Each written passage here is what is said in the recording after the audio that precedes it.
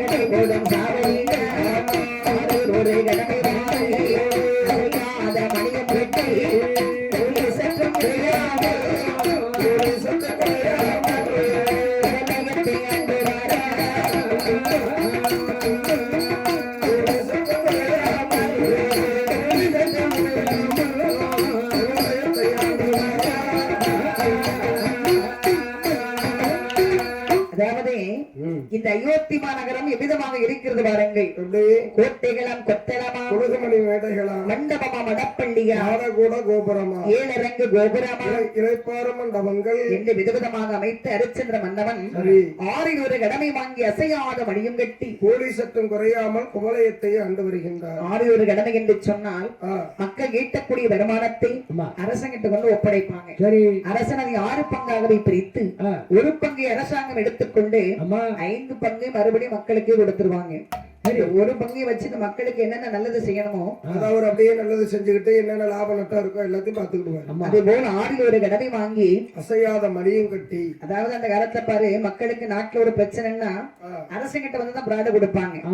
அப்ப அரசனுக்கு என்ன செய்தாருன்னா அரண்மனைக்கு வெளியே ஒரு பெரிய மணி ஆராய்ச்சி மணி ஒன்று கட்டுறார். மக்களுக்கு ஒரு பிரச்சனை சொன்னா மன்னங்கிட்ட வந்து பிராடு கொடுக்க தேவையில்லை. அந்த மணியை வந்து 3 நேரம் அடிச்சா போதும். அரசன் அங்கு வந்து நியாயம் கேட்பார். அசையாத மணி. ஆனா அந்த நாட்டில் தப்பு நடந்ததும் அல்ல, அந்த மணி வந்து இவர்கள் அடித்ததும் அல்ல, அதான் அசையாத மணியும் கட்டி. அவ்வளவு ஒரு சுத்தமான ஊரு. ஆமா, நல்ல ஒரு பிரச்சனையே இல்லாத ஊர். கூலி சற்றும் குறையாமல் குவலயத்தை ஆண்டு வருகின்றார். வேலை செய்தவர்களுக்கு வேர்வை காயும் முன் கூலி கொடுப்பது அந்த நாட்டினுடைய வழக்கம். கண்டிப்பா கண்டிப்பாக. அதுபோல் அரசந்திரமன்ன வளர்ந்த நாட்டை சீரோடும் சிறப்போடும் சத்திய கீர்த்தியோடு அருமையாக ஆண்டு வரக்கூடிய சமயம். ஆமா, அங்க என்ன நடக்கிறது பாருங்கள். என்ன நடக்கின்றது? இந்த அயோத்தி மாநகரின் பக்கத்து நாடாகிய கண்ணமாபுரி என்று சொல்லக்கூடிய அழகான ஒரு நகரம். கண்ணமாபுரி. அந்த நாட்டை யார் ஆண்டு வருகின்றார் பாருங்கள். அங்க யார் ஆண்டு வருகின்றார்கள்? மதிதய மன்னவன் அரசனாக ஆண்டு வருகிறார். சர்தான் இவரும் நீதி நெறி தவறாமல் அந்த நாட்டை சீரோடும் சிறப்போடும் ஆண்டு வரும்போது அங்கே ஆறில் ஒரு கடமை வாங்கி அசையாம மணியும் கட்டி அங்கே அதே மாதிரிதான் இந்த ஒரு மாதம் ஒன்று வழிபடுகின்றது, வருடம் ஒன்று பூ விளைகின்றது, வயல்கள் எல்லாம் கண்ணல் சென்னல், வரப்புகள் எல்லாம் முத்துதிர்கின்றது, மாடு கட்டி போரடித்தால் சென்னல் என்று ஆனை கட்டி போரடிப்பார்களாம். அழகு கண்ணமாபுரியிலே அந்த நாட்டை சீரோடு மன்னவன் ஆண்டு வரும்போது இவர் திருமணம் முடிக்க விடம் என்று என்ன செய்தார் பாருங்கள். என்ன செய்கின்றார்கள்?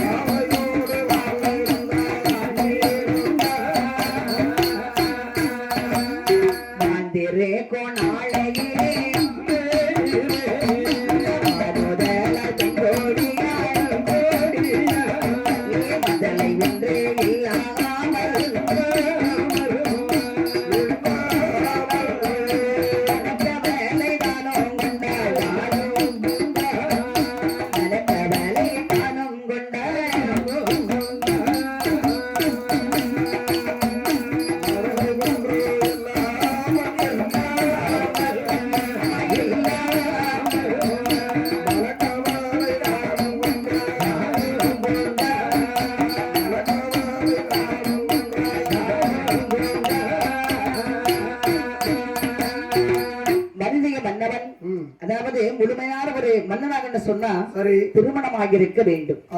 அரசி வந்தால்தான் இவர் அரசன், புருஷி வந்தால்தான் புருஷன், மனைவி வந்தால்தான் மன்னன். அப்படியானால் மாலை மனம் அடிக்கவில்லை என்று அழகான ஒரு பெண்ணை மனமுடித்து அந்த நாட்டிலே எப்படி வாழ்ந்து வருகின்றார் பாருங்கள். 2 பேர் கூட எப்படி வாழ்ந்து வருகின்றார்? பூவும் மனமும் போல், உடலும் உயிரும் போல், கண்ணும் இமையும் போல், கலையும் மானம் போல், நகமும் சதையும் போல், எள்ளுக்குள் எண்ணெய் போல், ஊசியும் நூலும் போல்.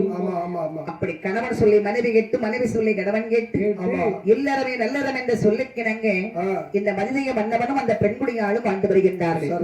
வாழ்ந்து வரக்கூடிய சமயம் பாருங்கள், இவர்களுக்கு எல்லா செல்வங்களும் நிறையவே இருக்கின்றது. எல்லாமே கொடுத்திருக்காரு. தென்னந்தோப்பு, தோட்டம், வீடு, அரண்மனை, வாசல். தனித்தனியா சொல்றது ஒண்ணுமே இல்லை. ஏன்னா நாட்டை ஆளக்கூடிய அரசனே அவர் தான், நாடே அவருக்கு தான் சொந்தம். ஊருக்காரே பத்திரம் பட்டாலும் அவர்கிட்ட தான் இருக்கு. ஒரு எல்லாத்தையும் எல்லாம் வச்சிருக்காரு. ஆகையினால் அழகாகவே இவர்களுக்கு என்ன என்ன குறை இல்லை பாருங்கள். என்ன குறை இல்லை? நீ குறைவோம் இல்லை குறைவோம்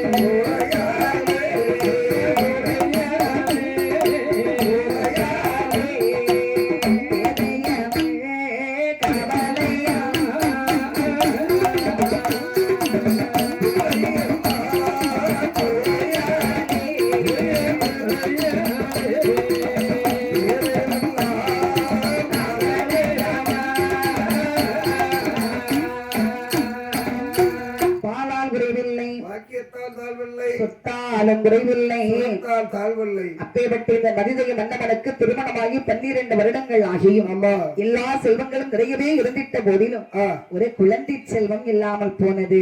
பிறக்கக்கூடிய சமயம் பார்த்தார் மனிதய மன்னவன் உடனே தவமிருந்து குழந்தை வரம் வாங்கி வருகிறேன் என்று ஆண்டவன் சிவபெருமானுடைய ஆலயத்தில் வந்தேன். இந்த மன்னனான வட்டவர் என்ன செய்த ஆண்டவா சிவபெருமானே, காளை மகன கங்காதர கடவுளே, கங்காதேவா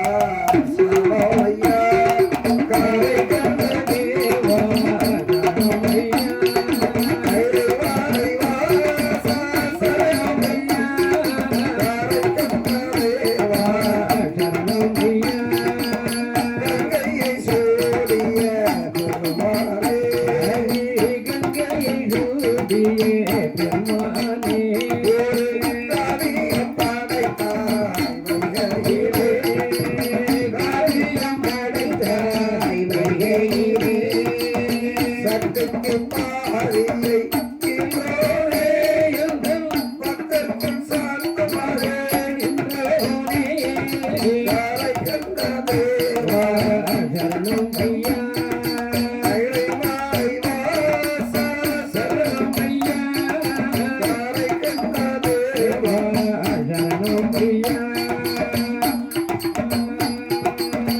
ஒத்தையை சூடிய பெருமானே ஒத்தையை சூடிய பெருமானே குலங்களை காத்திடும் ஈஸ்வரனே சக்திக்கு பாதியை ஈசோனே எங்கள் பக்தர்க்கும் சாய்த்தவாறே இந்திரனே காரை கண்ட தேவா சரணம் ஐயா சரணமையா சரணமையா ஆண்டவன் சிவபெருமானுடைய ஆலயத்திலே வந்த மன்னவன் எப்படி தவம் இருக்கிறார் பாருங்க. எப்படிதான் இருக்கின்றார் செய்யருள் பைசைவனே என்றே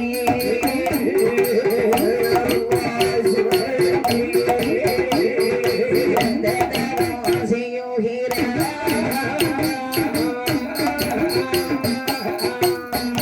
செய்யருள் பைசைவனே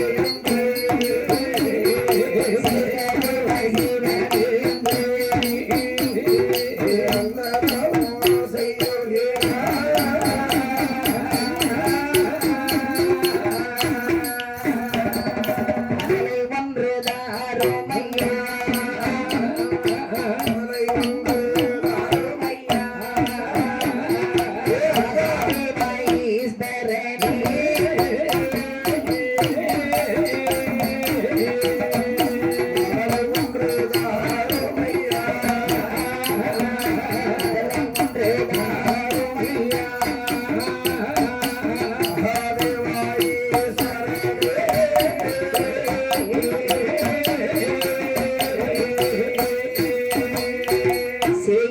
சிவனை என்றேன் சிறந்த தவம் செய்கின்றார் ஒரே ஒரு முதலிவரத்தை தாரும் இறைவா நாட்டை அரசனாக ஆண்டு வருகிறேன். எனக்கு பிறகால் இதே நாட்டை அரசாட்சி செய்யவிடுமே, ஆனால் அது என்னுடைய பிள்ளைகத்தானே இருக்க முடியும். கொடுத்தால் எனக்கு ஒரு குழந்தை வரத்தை கொடு, இல்லை என்றால் என் உயிரை உமது பாதத்தில் விடுகிறேன், அன்போடு ஏற்றுக்கொள்ளும். அறிந்தார் சிவபெருமான் தன்னுடைய பக்தனுக்கு காட்சி கொடுக்க விடவென்று ஆண்டவராகி சிவபெருமான் எப்படி வருகின்றார் பாருங்க. கைலகாச மலை கடந்து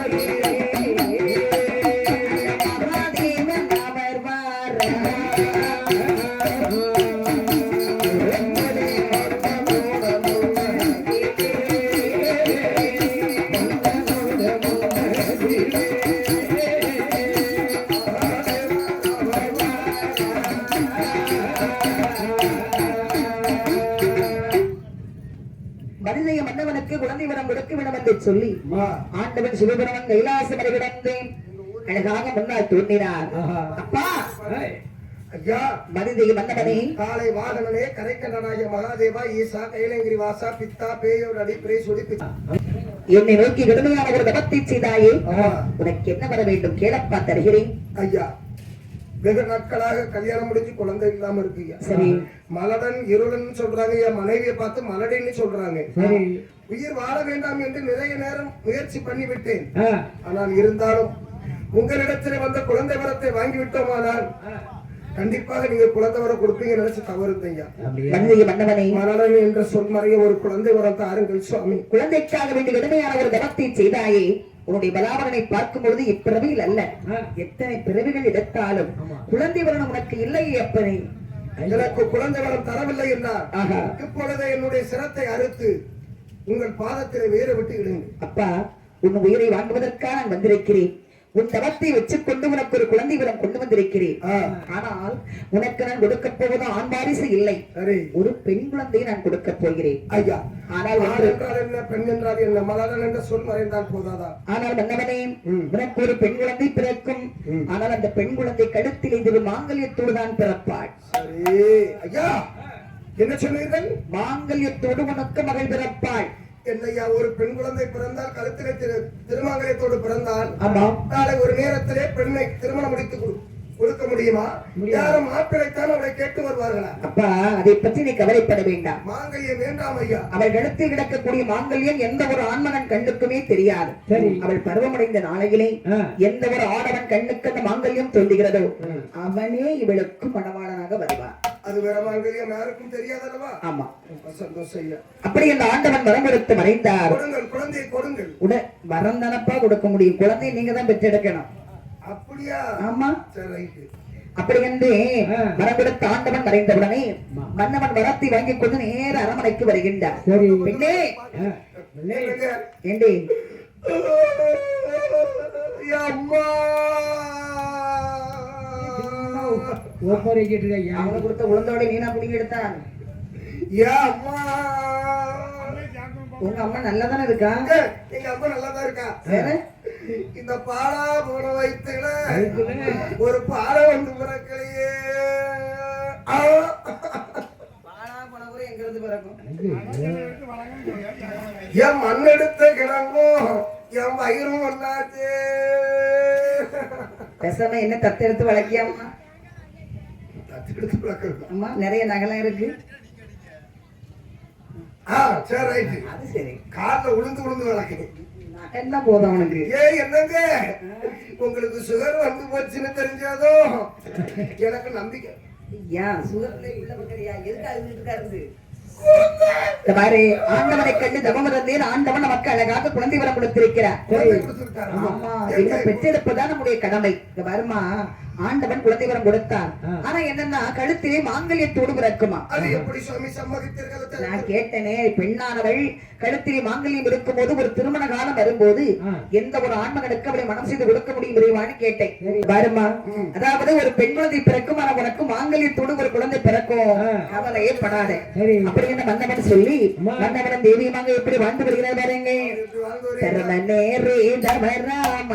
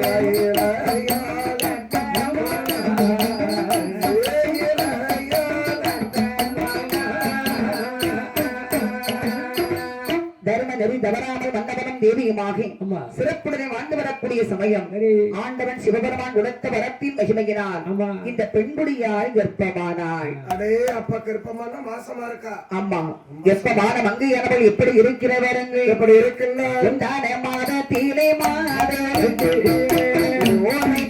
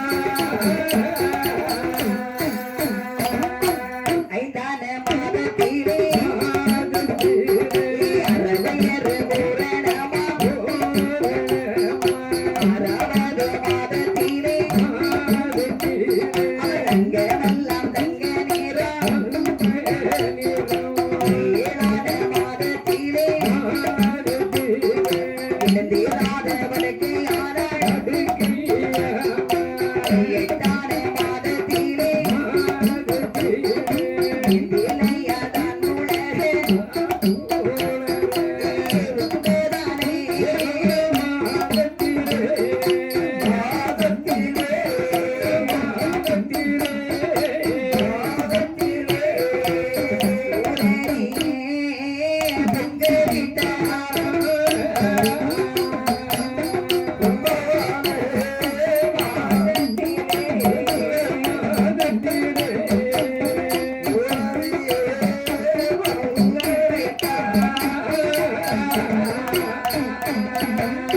இந்த வெண்குடியால் வெப்பமானவர் எப்படி இருக்கிறார்கள்? எப்படி இருந்தார்கள்? 1வது மாதம் ஓலைப்பு மேனியானார். 2வது மாதம் ஈஸ்வரனை தஞ்சமென்றார். 3வது மாதம் முத்து நிற மேனியானார். 4வது மாதம் நவல்பல மேனியானார். 5வது மாதம் அறவயிறு பூரணமா. 6வது மாதம் அங்கமெல்லாம் தங்க நிறம். 7வது மாதம் எழுந்திராத படுக்கை. 8வது மாதம் திட்டு முட்டு அடிக்கின்றது. 9வது மாதம் ஊர்ல கொண்டு பொங்கல் வச்சாச்சு. ஊர்ல கொண்டு பொங்கல் வைக்கல.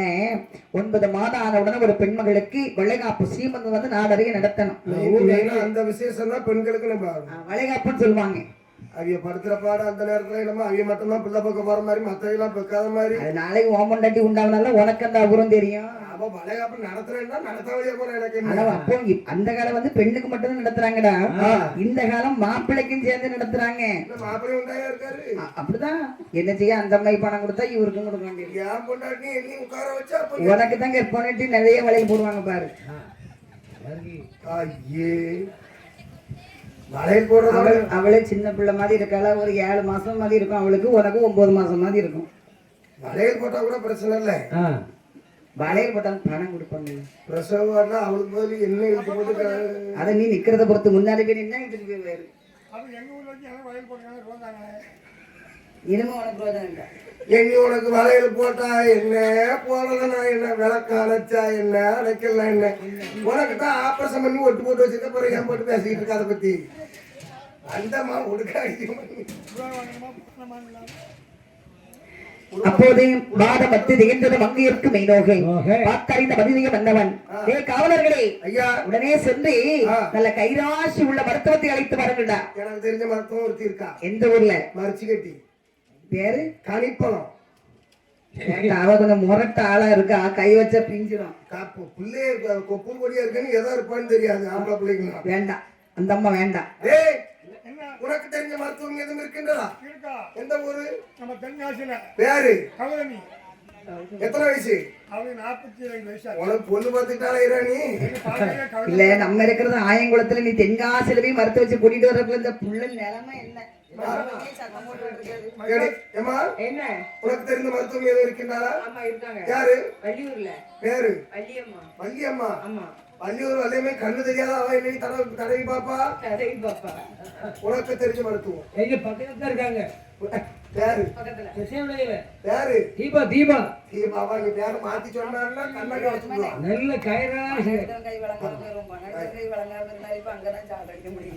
காரணம் யாரு? ஏன் ஹெட்போன் போட்டது அவரு. சரி இந்த மருத்துவத்து வயசு என்ன ஆகுது? ஐயா வயசு ஒரு 55 வயசு இருக்கும். 55 வயசு. உனக்கு எத்தனை வயசு? ஐயா எனக்கு 47 ஆச்சு. என்ன பேரு?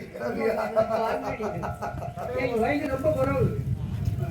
இங்க பாருங்கப்பா, நல்ல கைராசி உள்ளமா அம்மாவா இருக்கணும். ஒரு 60 தாண்டி இருக்க கூடாது, ஒரு 20க்கு கீழே இருக்க கூடாது. கொஞ்சம் அனுபவசாலியா இருக்கணும். ஆம், அதாவது பொம்பளை பிள்ளை பிறக்கிறதுனால நம்ம கைப்பட்ட ஆம்பளை பிள்ளைய மாறிடணும். அப்ப எனக்கு தெரிஞ்ச மருத்துவம் செட்டிச்சு தெருவுல திரிபுரையாளன்னு சொல்லக்கூடிய பாட்டி தாமதம் இல்லாமல் உடனே சென்றவரை அழைத்து வாடா, எவ்வளவு கேட்டாலும் கொடுத்து விடலாம். அவரை ஓடி வருகின்றார்கள் 2 தூதுவர். என்ன மன்னவன் சொன்ன உடனே காவலர்கள் ஓடி வந்த மருத்துவத்தை அழைத்தார்கள். குத்துக்கல்லு மேலே நின்று குப்பிட்டான் கொண்டு செத்தான். பாட்டி பாட்டி பாட்டி வா பாட்டி. ஏ மருத்துவம் எல்லாரும் யாரு வெளியே நடந்து கத்து பாட்டின்னு கூப்பிடுவாங்க. நாய ஒண்ணு கிள்ளி முருங்கைக்குள்ள பதிச்சு விடுவேன். நாய நீ முருங்கைக்குள்ள பிதைக்க வாயை மட்டும் கட்டி விட்டுருவோம் மந்திரத்தை போட்டு. கைய திருக்கிட்டு ஒண்ணு வச்சேன். ஏற்கனவே திருக்கி விட்டுருக்கேன், வீட்டுல போய் ஊசி போடணுமா? ஆமா, வேற சும்மா இருக்கணும்ல. வேற அதான் நீங்க வந்து 1000 ரூபாய் காணாம இவ்வளவு சந்தோஷமா இருப்பாங்க. 1000 ரூபாய் உண்மையிலே இப்போ எடுத்த கையும் வழங்காம போயிடும், பச்சை கையும் வழங்காம போறது. ஐயா உனக்கு எந்த ஊர் எதுக்கும் கண்ணு கட்டிக்கிட்டு இருக்கா? எனக்கு இதே ஊர் தான் பாட்டி. இதெல்லாம் கீழே இறங்கு. ஆ? நீ நிக்கிறது யாரும் என் குலதெய்வம் பொட்ட வழி சாத்தான். உங்க தாத்தா தான் இந்தியா மருத்துவம் பிரசவம் பார்க்கணும் உடனே வா பாட்டி. பாட்டிக்கு நான் பாட்டிக்கு பணம் கொடுத்தா தான் வருவேன். பாட்டி ரூட்டும் வேற ரேட்டும் வேற. ஒரு நேரத்துல பாட்டி எவ்வளவு ரூபா கொடுத்து கூட்டு போவானோ தெரியுமா? எதுக்கு? மருத்துவம் பார்க்கறதுக்கு வேற எதுக்கு? இப்போ உனக்கு எவ்வளவு வேணும்னு கேளு. அரசனுடைய வீடு தான் எவ்வளவு கேட்டாலும் வாங்கி கொடுக்கலாம். ஏங்க பாட்டி நல்லா பார்த்து ரேட்ட பேசு. நான் முதல்ல சொல்றேன் பாட்டி. அந்த பழக்கம் எனக்கு கிடையாது பாட்டி. நீ அப்படிலாம் ஒன்னும் வேலை பண்ண வேண்டாம். பாட்டி துணியை உடுத்துட்டு பேசணுமா உட்கார்ந்து பேசணுமா? இல்லை அது இருக்கும். ஆனா என்ன பத்தி சொன்னது செய். பாரு கலைஞ்சி பேசு. பாட்டி நீங்க அங்க வரணும்னா ஒரு கள்ளஞ்சி பொந்தாரின் ஓவியம்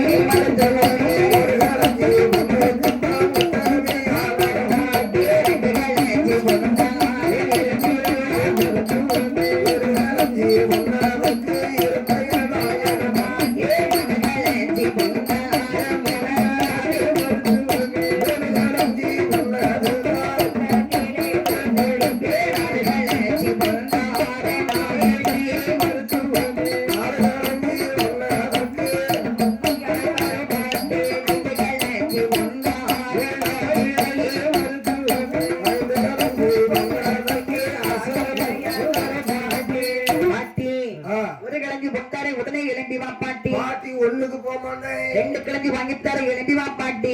ஒண்ணுக்கும் போக மாட்டேன், 2க்கும் போக மாட்டேன். அப்ப நீ செத்து கிழவி. ஒரு கிழஞ்சுக்கு வர மாட்டேன், 2 கிழஞ்சுக்கு வர மாட்டேன். 3 கிழங்கு வாங்கித்தர முடங்காம வா பாட்டி. முத்தத்துல தூத்து எடுப்பேன். வா பாட்டி. பாப்பாட்டி வப்பாட்டின்னு இருக்கக்கூடாது. யாருக்குமே 2 பேருக்கு 4 கிழங்கு வாங்கித்தரேன் நடைய விட்டு வா பாட்டி. நாயகியால் வர மாட்டேன். இந்ததான் உனக்கு நாயகி. ஒரு நேரத்துல என்ன எத்தனை பேரு அம்மா வச்சிக்கம்மா. 5 கிழங்கு வாங்கித்தார இப்ப வாரியா இல்லையா? அருங்கிலியால் வர மாட்டேன். 6 கிழங்கு வாங்கித்தாரேன். 6 கிழஞ்சி அசலூர் வர மாட்டேன். 7 கிழங்கு வாங்கித்தரேன் பாட்டி. ஏஞ்சிலையால் வர மாட்டேமா. 8 கிழங்கு வாங்கித்தர எழும்பி வா பாட்டி. இளையமோ அரிசி பெட்டி 8 கிழங்கு. உனக்கு எத்தனை பிள்ளைங்க? உங்க தாத்தா இருக்கும்போது 8 போட்டேன். தாத்தா போன முறை 10 போட்டேன். 18 அடிச்சிட்டியா? அந்த 8ஐயும் சேர்த்து சொல்றியா இல்ல அது? தாத்தா வந்து சாகும் போது வயிற்றுல 2 பிள்ளைய ஏற்பாடு பண்ணி வச்சுட்டு போயிட்டாரு. உள்ள நிக்கிறது யார் தெரியல.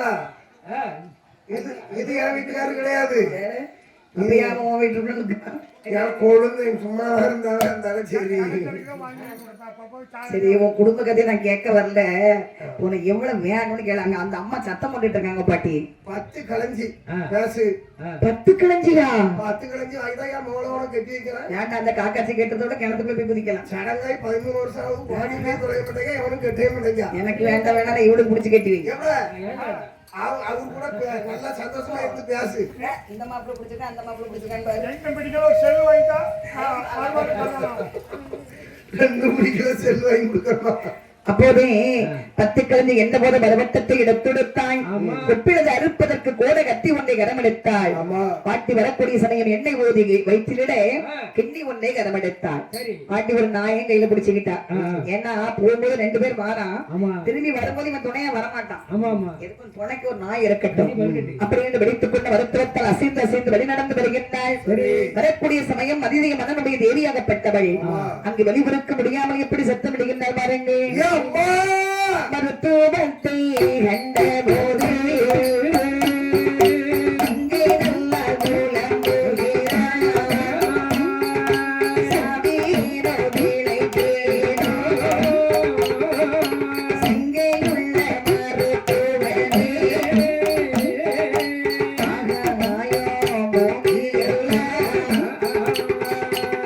ஆகாயோ போகியல்ல சுற்றுல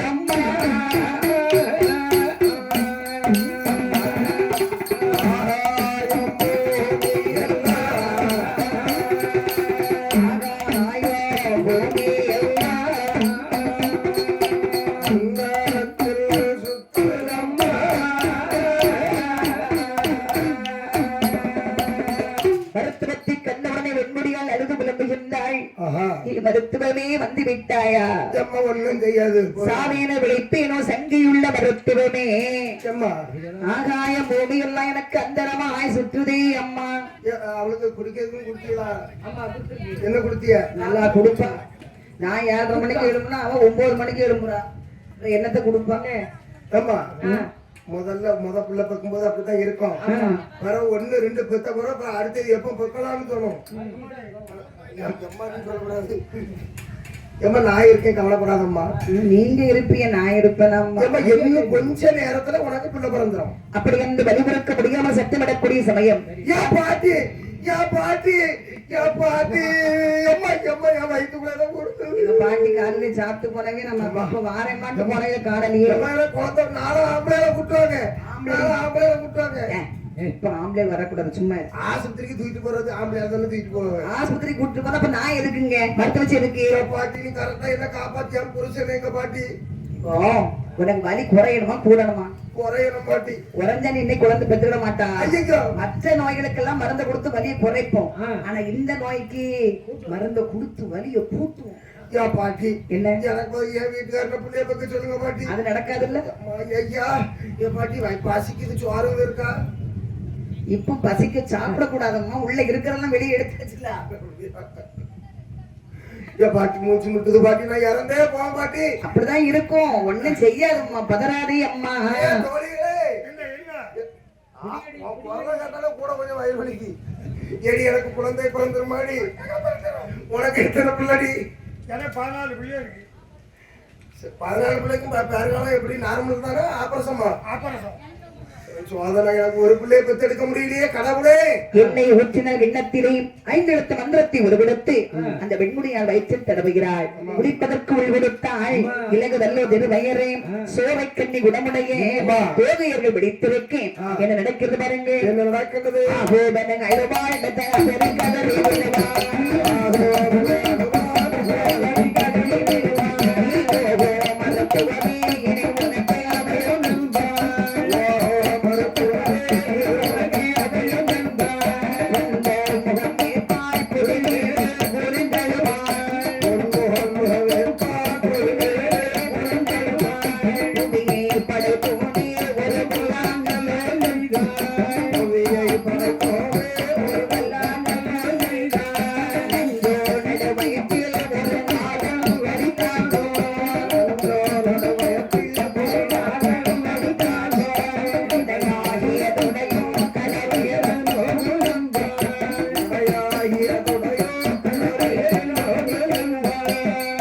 எங்க முதலவர் பாலகி வருகிறாரே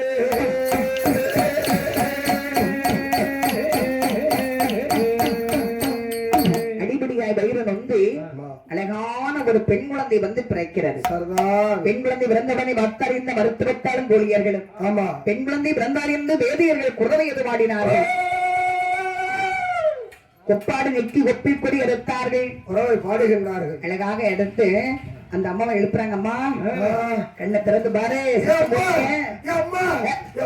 குழந்தை பிறந்தவரை சத்தம் போடக்கூடாதுங்க பாரு அழகான பெண் குழந்தை பிறந்திருக்கிறது பிள்ளை என்ன மாதிரி கலரா பிறந்திருக்கா ஆம்பளை பிள்ளை வேறு கருப்பா இருந்தாலும் பரவாயில்ல பொம்பளை பிள்ளை கட்டி கொடுக்க முடியாது நகை இப்ப போற பாக்க அவனை கூப்பிடு ஏய்யா அவன் இருக்கிறது உனக்கு அங்க பார்க்க தெரியுதாடா தெரியுதா பிள்ளை என்ன மாதிரி கலரா பிறந்தா எனக்கு ஒரு பிள்ளை பிறந்து அதனால கலரா இருக்கானா சும்மா சொல்லக்கூடாது உண்மையே சொல்லு கலரா இருக்கானா எனக்கு என்ன மாதிரி இல்ல ஆமா நம்ம தான் ஓவியம் ரொம்ப யாரு அவனுக்கு என்ன கலர்ல போற இங்க இந்த பக்கம் நீ இருட்டா தெரியுது அவ்வளவுதான் எனக்கு ஒரு என்ன மாதிரி கலர்ல எனக்கு ஒரு பிள்ளை பிறந்தானு கெட்டுவியா அம்மா பொம்பளை பிள்ளைய அவன மாதிரி பொம்பளை பிள்ளை தான் கெட்டுவியான்னு கேட்கான் இழுத்து வச்சு அறுத்து கொடுக்க நாக்க கெட்டலன்னா அப்படி மிரட்டி எவ்வளவு கட்டி வச்சிருவேன் நீ ஆனா உனக்கு மருமகனுக்கும் பொருத்தமா தான் இருக்கான் மாமனார் மருமகன் சும்மா ஒன் போல இருப்பிய ஒரு சபைக்கு போனா 2 பேர் போகல வேற யாரும் வராண்டல்ல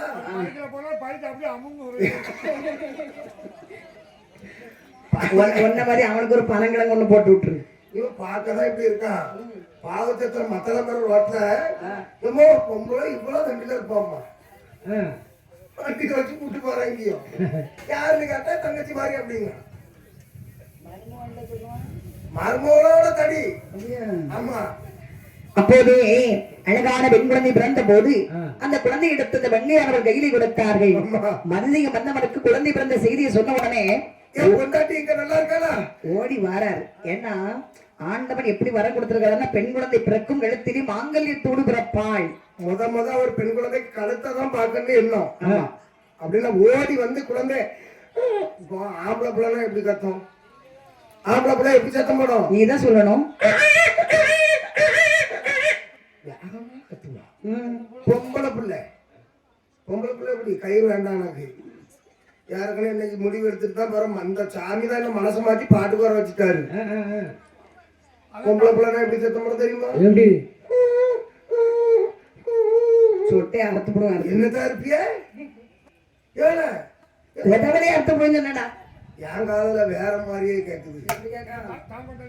நான் எதை சொன்னாலும் உனக்கு இப்ப அப்படிதான் கேக்குது. ஏன்னு தெரியல. குழந்தை பார்த்த உடனே இவருக்கு கழுத்தை பார்த்த உடனே அப்ப மாங்கல்யம் இருக்குதான்னு பாக்குறேன். மாங்கல்யம் யார் கண்ணுக்கும் தெரியவில்லை. உடனே சந்தோஷம் கொண்டார் மன்னவன்.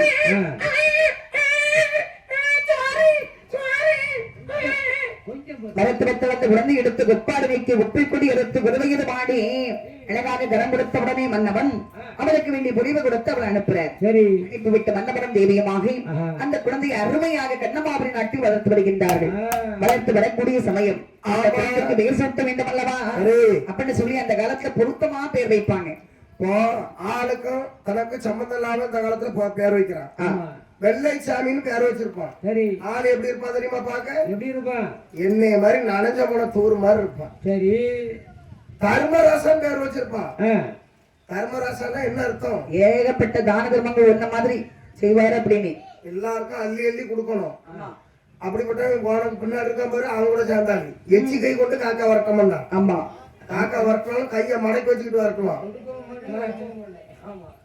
அப்ப செந்தமிழ் செல்வன் தமிழ ஒழுங்கா பேசினாதான் செந்தமிழ் செல்வன். ஆமா வாழைப்பழம் சொல்ல தெரியாது வாழைப்பழம். ஆனா இந்த குழந்தைக்கு எப்படி பேர் கொடுக்கிறார் பாருங்க. அதாவது இந்த குழந்தை அழகிலே மத்தி போல் இருக்கிறார். மத்தினா அதாவது சந்திரன். சந்திரனுக்கு இன்னொரு பெயர் மதி. ரெண்டு பேரை சூட்டி சந்திரமதி என்று அழகாக பேர் கொடுக்கிறார். பேர் கொடுத்தே நாளும் நல்ல மேனியுமாய் பொழுதும் நல்ல மன்னமாய் வளரும் பிறை நல்ல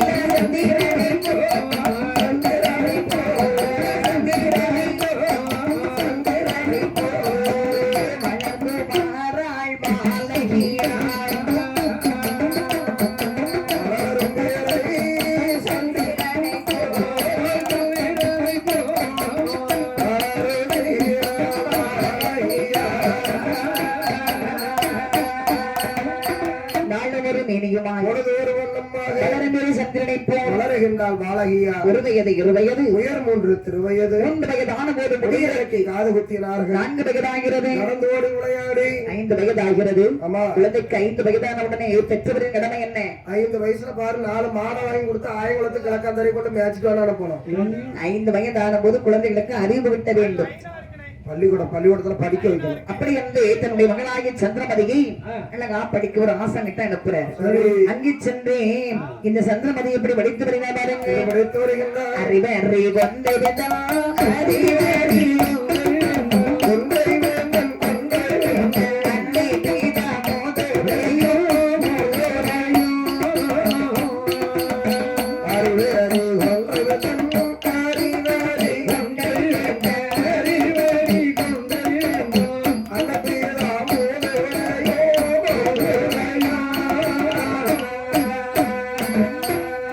வகை அத்தனையோ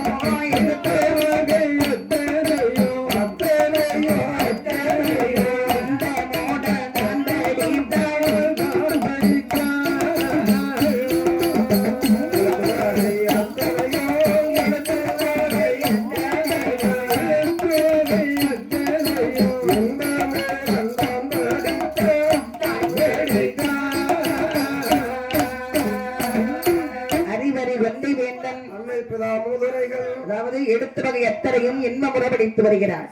ஆத்தி சுடி வந்த பாடங்களை அழகாக படித்து வேண்டியது எல்லாம் மன்னருடைய மகள். இப்ப சாதாரண வீட்டுல பிறந்தவங்க குழந்தையே இங்கிலீஷ் மீடியத்துல சேர்க்கிறாங்க. அந்த நாளையில பள்ளிக்கூடத்துக்கு தூக்கிட்டு வந்துடுறோம் பயமா இருக்கு. போயிட்டு வருது.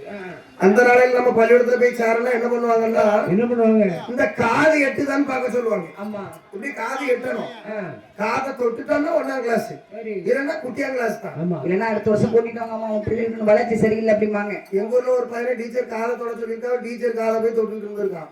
வார்டன் டீச்சர் அடிச்சு பத்தி விட்டாங்க. இல்லையா அது இது இவன் மோகன் தான். இப்போ உள்ள பிள்ளைகளை பாரு, ஆ, சாதாரண வீட்டுல உள்ளவங்க பிள்ளைகளே 50,000 60,000 கொடுத்து இங்கிலீஷ் மீடியத்துல படிக்க வைக்கிறாங்க. ஆமா. இது யார் மகா? மன்னர் மகன். மன்னர் மகள்ல ஆமா.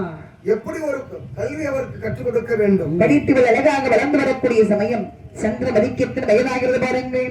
16 திருவயது.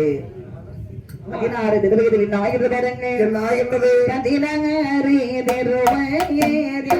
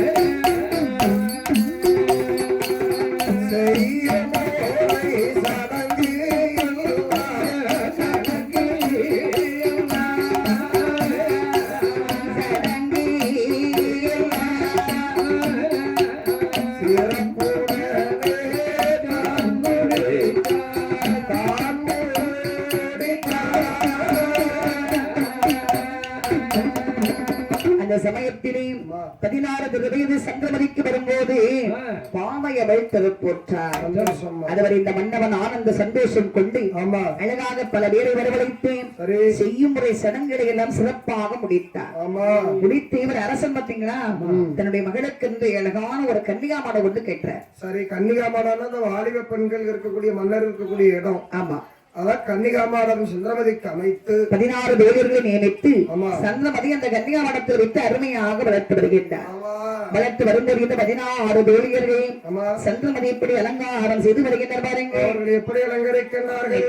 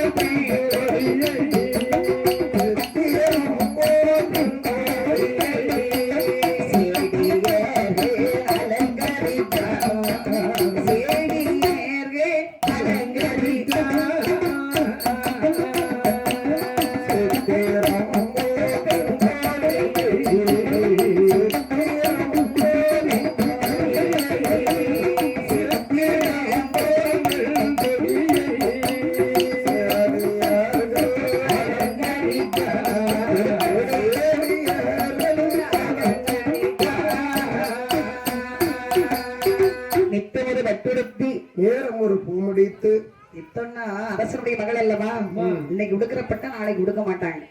ஒரு டெய்லி ஒவ்வொரு புடவை. ஆமா, நித்தம் ஒரு பட்டு நேரம் ஒரு பூ முடிக்கிறாங்க. 1 மணி நேரத்துக்கு ஒரு பூ வாடணும்னு எடுத்துருவாங்க. அந்த பூ கொஞ்சம் வாடினா உடனே அடுத்த பூ. பூக்கு எங்க டெய்லியும் கடைக்கு போய் வாங்குவாங்களா? அரசனுடைய மகள் அங்கேயே நந்தாவதான் வச்சிருப்பாங்கல்லடா. ஓ, பறிச்சுட்டு வர்றதுக்கு ஒரு பெண் அதுக்கும் நியமிக்கப்பட்டிருக்கு. ஆமா. நித்தமொரு வட்டுடுத்து நேரம் ஒரு முடித்து சித்திரம் ஒரு சந்திரமதியை சேடியர்கள் அலங்காரம் செய்து அழகாக வளர்ந்து வரக்கூடிய சமயம். ஆமா. ஒரு நாள் இந்த மதிதியை வந்தவன் யோசிக்கிறேன். அதாவது நமது மகளாகிய சந்திரமதியை குழந்தையாகவே ஆண்டவன் கொடுக்கும் போது அவள் கழுத்தில் மாங்கல்யத்தோடு பிறப்பான்னு சொன்னார். ஆமா. அப்படியானால் இப்பொழுது அவள் பருவம் அடைந்து விட்டார். இனிமே என்ன பண்ணணும்னா ஒவ்வொரு தேசத்து அரசனையா வரவழைத்து என் மகளையும் கொண்டு விட்டு, ஐயா என் மக கடத்துல கிடக்கிற மாங்கல்யம் தெரியுதா பாருங்க, பெரியடம் பாரு அனுப்பணும். அடுத்து ஒருத்தர் வர வைக்கணும். அவரு ஐயா எங்க மக கழுத்துல கிடக்க மாங்கல்யம் தெரியுதா பாருங்க. மாங்கல்யத்தை பாக்குறா இல்ல பிள்ளை முகத்தை அப்படியே பாப்பாரு. ஆகையினாலே ஒவ்வொரு அரசனாக வரவழைத்து அப்படி கேட்டுட்டு இருக்க முடியாது. அப்போ 55 தேசத்து அரசர்கள் இருக்கிறாங்க. 55வது தேசத்து அரசர் தான் அது தெரியுதுன்னு வைங்க. அதுக்கு முன்னால வர்ற அரசெல்லாம் சும்மா தானே வந்து பாத்துட்டு போவோம். சும்மா உடனே அவன் கடைசியில என்ன சொல்லுவான், என் பொண்டாட்டி எல்லாரும் வந்து பாத்துட்டு போறாங்க. ஆகையினாலே பார்த்தறிந்த மதுரைய மன்னவன் யோசிக்கிறார். பொதுவா ஒரு சுயவரம் ஒன்று வைக்கணும். எல்லா தேசத்து மன்னர்களையும் மொத்தமா சபைக்கு வரவழைக்கணும். அமர வைத்து சந்திரமதி அந்த சபைக்கு வரவழைக்கணும். அதிலே எந்த ஆண்மகன் கண்ணுக்கு இந்த மாங்கல்யம் தெரிகிறது நம்ம பார்க்கணும். அப்ப காவலர்களே ஐயா உடனே பறைசாற்றணும். அத்தனை நாடுகளும் சென்று எப்படி பறைசாற்ற போற? மதிதேய மன்னன் மகள் அவருடைய மகளுக்கு சந்திரமதிக்கு சுயவர ஏற்பாடு நடந்து கொண்டிருக்கிறது. இதான விஷயம். சுயவரத்து கலந்து கொள்ள அத்தனை மன்னாதி மன்னர்களும் கண்ணமாபுரி நாட்டுக்கு வர வேண்டும். மரகாரனை கூட்டிட்டு போய் பறையடித்துமா. பறையகாரா இழுத்த அடி நாட்டு மன்னர்களுக்கு முக்கிய அறிவிப்பு. கண்ணமாபுரியை சேர்ந்த மதிதேய மன்னன் அவருடைய மகள் அழகிலும் அன்பிலும் பண்பிலும் சிறந்த மகள், பாசத்திற்குரிய மகள் சந்திரமதி அவர்களுக்கு சுயவரம் ஏற்பாடு செய்து கொண்டிருக்கின்றார்கள். சுயவரத்தில் கலந்து கொள்ள அனைத்து நாட்டு மன்னாதி மன்னர்களும் வர வேண்டுமா? மாட்டை அடக்கணும் அப்படின்னா கொஞ்சம் யோசிப்பாங்க. மாப்பிள்ளை கல்ல தூக்கணும் அப்படின்னா யோசிப்பாங்க. இதே மாதிரி வீரம் அப்படின்னா யோசிக்க மாட்டான். உடனே அடக்கிடுவான், உடனே தூக்கிடுவான். என்ன பின்ன இருந்து சிரிப்பு என்ன வாய்ப்புல யார் தெரியுமா உங்களுக்கு? தெரிஞ்சு போச்சா? புரிஞ்சுட்டே நிமிர மாட்டேங்க. மாட்டை அடக்கிருவியாடா இல்ல மாப்பிள்ளைகளை தூக்கிருவியாடா? எத்தனை மாட்டை அடக்கணும் அதை மட்டும் நீ சொல்லு. எல்லா மாட்டை அடக்கணும். எங்க ஊர்ல பொங்கலோட மாட்டை அடக்க சொன்னாங்க. அடக்கின மாடு செத்து போச்சு. நல்லா ஒத்து போறதா செம்மறியாட அடக்கி இருந்திருக்கு. கண்ணு குட்டி கூட அடக்கிட மாட்டான். அதை குனிஞ்சு பிடிக்கலானே புனிய மாட்டேங்க. எங்க சித்தப்பா எத்தனை மாட்டை இந்த பள்ளியை பிடிச்சு கட்டி போட்டு வார வாரா இருக்கு. கண் திருஷ்டி விழுந்துடும் அப்படி சொல்லாத. ஒரு இளவட்ட கல்ல தூக்கணும் தானே. கல்ல தூக்கணும்னா கொஞ்சம் யோசனை பண்ணுங்க. மாப்பிள்ளை கல்ல அப்படியே தூக்கி மாட்டுன்னா கொம்ப மடைக்கு பிடிப்போம். கரெக்டா? அது மாட அடைங்க. கை விளங்காத பிடிக்கிறது அது அப்பா அடைங்க. பாட்டு அடக்கும் போது வழங்குவாங்க. பாத்து அடக்க 2-3 பாட்டு இருக்கு. சரி சரி சரி சரி சரி. சித்தப்பா நீங்க மாட்டு அடக்கீங்களா? அடுத்ததாங்க ராமர் வில்லை வளைத்த மாதிரி வில்லை வளைத்தாதான் பொண்ணு சொன்னா கொஞ்சம் யோசிப்பாங்க. இது அப்படி இல்ல. எப்படி சபையில வந்து உட்காரணும். பெண் மாலை வீசுவான். யார் கழுத்தில் மாலை விடுமோ அவர்கள் தான் மாப்பிள்ளை அப்படின்னு சொன்னோடனே அத்தனை தேசத்து அரசர்களும் கண்ணமாபுரி நாட்டிலே வந்து கூடினார்கள். இந்த பறைசாற்றில் எங்க போகுது பாருங்க. அந்த அயோத்தி மாநகரை ஆளக்கூடிய அரிச்சுதர மன்னவனுக்கு இந்த பறைசாற்றில் போகிறது. அப்ப அவரு ஒரு அரசுங்கிற முறையில வந்து கலந்துக்கிடணும்ல. அவர் ஒரு வாலிபன் திருமணம் முடியல. மந்திர சக்தி வெற்றியோடு அரிச்சுதர மன்னவனம் பயணமானார். படை வட்டாரங்களோடு எல்லோரும் கண்ணமாபுரி நாட்டிலே வந்து கூடினார்கள். கண்ணமாபுரி நாடு இன்னைக்கு இந்த முன்னாடி இருக்க கூட்டம் மாதிரி ஒரு 10 பேர் 20 பேர் உட்கார்ந்து இருக்க மாதிரி அங்க கூட்டம் இருக்குன்னு நினைச்சிட்டு இருக்கலாம். 10 பேர் இப்பதான் வந்திருக்காங்க. இவ்வளவு நேரம் 3 பேர் தான் இருந்தாங்க. எண்ணி பாத்தியா? கூட 5-6 பேர் வந்துட்டாங்க. 12 1 மணி 1:30 கூட்டத்தை பாரு. நல்லா இருக்கும். கூட்டம் பயங்கரமான கூட்டம். மன்னர்களே பாருங்கள், அனைவரும் சாப்பிட்டு விட்டீர்களா? காலைல பரட்டாச்சு. ரொம்ப சந்தோஷம். அமருங்கள் அம்மா தோழியர்களே, ஆ. உடனடியாகவே சந்திரமதி அலங்காரம் செய்து சபைக்கு அழைத்து வாருங்கள் அம்மா. அதை கடன் கொடுத்து சபையிலே சுத்தி வீச சொல்லி மன்னவன் அழைத்து வருகின்றார். சரி. சந்திரமதி சபையை நோக்கி வரும்போது இங்கெல்லாம் பேசுறாங்க. ஆ. அண்ணே, என்ன? இந்த மனிதய மன்னனுடைய மகள் சந்திரமதி சொல்றாங்களே, ஆமா. அவளை கெட்டணும்னா கொடுத்து வச்சிருக்கணும் ஐயா. ஏன்டா? அழகிலே பேர் அழகியா சந்திரமதியின் பேர் வச்சிருக்காரு. ஆ. அந்த மதின்னா அந்த பேரு இவளுக்கு தான் பொருந்துமா. அப்ப அவளுக்கு ஏத்த மாப்பிள்ள நானா தானே இந்த இருக்கணும்? கூட்டத்துல யாருக்கு கொடுத்து வச்சிருக்குன்னு தெரியலையே. அழகை கண்டுதான் மயங்க போறான்னு நினைக்கிறேன். யாரு கண்டா ஒருவேளை எனக்கு அந்த மாலை விழுந்தாலும் விழலாம்ல. ஏன் கலரை கண்டு மயங்கினாலும் உனக்கு மாலை அதாவது இது கலரு அழகு அதுக்கெல்லாம் இடம் கிடையாது. கூட்டமா இருப்பாங்க, அந்த புள்ள மாலையை வீசுவா. யார் கழுத்து இவங்களுக்கு கூட விழலாம், ஒண்ணும் செய்ய முடியாது. அவங்களுக்கு உந்து இடத்துக்கு அவனுக்கு தாலி கட்டிவியா? ஐயோ, சப்பாத்தி மாட்டுறதுக்கு 13 கிலோ. அவனுக்கு வைக்க வருது பாருங்க. எனக்குதான் வாழும். பொம்பளை பிள்ளையா? ஐயா புளிய கருத்துட்டிய பேண்ட் ஷர்ட் மாட்டி விட்டது யாரு? அதான் முடி வெட்ட பார்த்தா அசல ஆம்பளை பிள்ளை மாதிரி இருக்கு. சொன்னியாடி நான் பொம்பளை பிள்ளை? முடியா பேண்ட் ஷர்ட் மாட்டி விட்டது யாரு? நான் சரி, அசல ஆம்பளை பிள்ளை மாதிரியே இருக்கு. பரவாயில்ல, வாழ்க்கையில நல்லா சீர சிறப்பா வரணும். இது பாருங்க, இந்த உங்களுக்கு உனக்கு மாலை விடணும்னு சொன்னால சட்டையெல்லாம் கலத்தின மாதிரி உங்களுக்கு மாலை விட்டு கூட இருப்பாங்க. மாலை இனி விழுந்தா என்ன உலாவடியா போன என்ன மாலையா மாலை? எனக்குதான் விழும். நான் சப்பாத்தி மாட்டுறதுக்கு 13 கிலோ வெட்ட போறேன். உனக்கு மாலை ஒரு நாள் விழும். அப்ப நீ உனக்கே தெரியாது நம்ம கழுத்துல மாலை விழுதா அப்படின்னு. காலைல போட்டாங்கே தெரியாது. அப்போது பக்தறிந்த மன்னர்கள் என்ன உண்மையிலே இந்த சந்திரமதி பேர் அழகியம்பா. அப்ப உடனே அரிசந்த மன்னவன் பாக்குறார், என்ன அப்படி ஒரு அழகியா? சரி, என்னப்பா அழகி, உலகத்துல எல்லா பெண்களும் மரத்துல அவளே இருப்பா. சபைக்குத்தானே வருவாள், வரட்டும் பார்க்கலாம். அப்படி இருக்கும்போது சந்திரமதி தோழிகளோடு வருகின்றாள். பார்த்தார் அரசர், அண்ணே அங்கிட்டு பாருங்க, பொண்ணு வருது பொண்ணு வருது பொண்ணு வருது. ஏய், ஐயோ மாலை கொண்டு வராளே, யாரிடத்தில் விழப் போகிறதோ தெரியவில்லையே. ஒத்தி வச்ச மல்லிகை முத்து உதிர்ச்சி வெக்கத்தை விட்டு பேசி பேசி முதல் மாலை விளட்டுடா, அப்புறம் பாட்டு படிடா, ஏமாந்து போயிடாத. இந்த புள்ள மாலை என் கழுத்துலதான் உழப்போகுது. பார்க்கலாம் பார்க்கலாம். என்ன கூட அழகு. அப்படி எல்லாரும் பொண்ணு வருது அப்படி எட்டி பார்த்தாங்க பாரு. எல்லோரும் வர்க்கக்கூடிய சமயம் சந்திரமதி வருவதை அரிச்சந்திர வந்தவன் சபையில அமர்ந்திருந்தார் பாத்தியா. அப்படி ஒரு பேரழகியா, அப்படி ஒரு அழகியா பார்க்கலாம் என்று அப்படி உட்கார்ந்து தவிர அப்படி நிமிர்ந்து பார்க்கிறார். பார்க்கும்போது இந்த அரிச்சந்திர வந்தவனுக்கு சந்திரமதி முகம் தெரியவில்லை. அவள் கழுத்தில் கிடக்கக்கூடிய திரு மாங்கல்யம் கண்களுக்கு பளிச்சு தெரியுது. ஆளையை கண்டவுடனே கோபம் கொண்டார் அரிச்சந்திரவன். என்ன செய்தார் பாருங்க, கண்கள் ரெண்டும் இப்பறக்க கண்டம் கோபம் பெரிதான கல்யாணம் செய்த வேலை காளையர்கள் மனப்பாரோ மாலை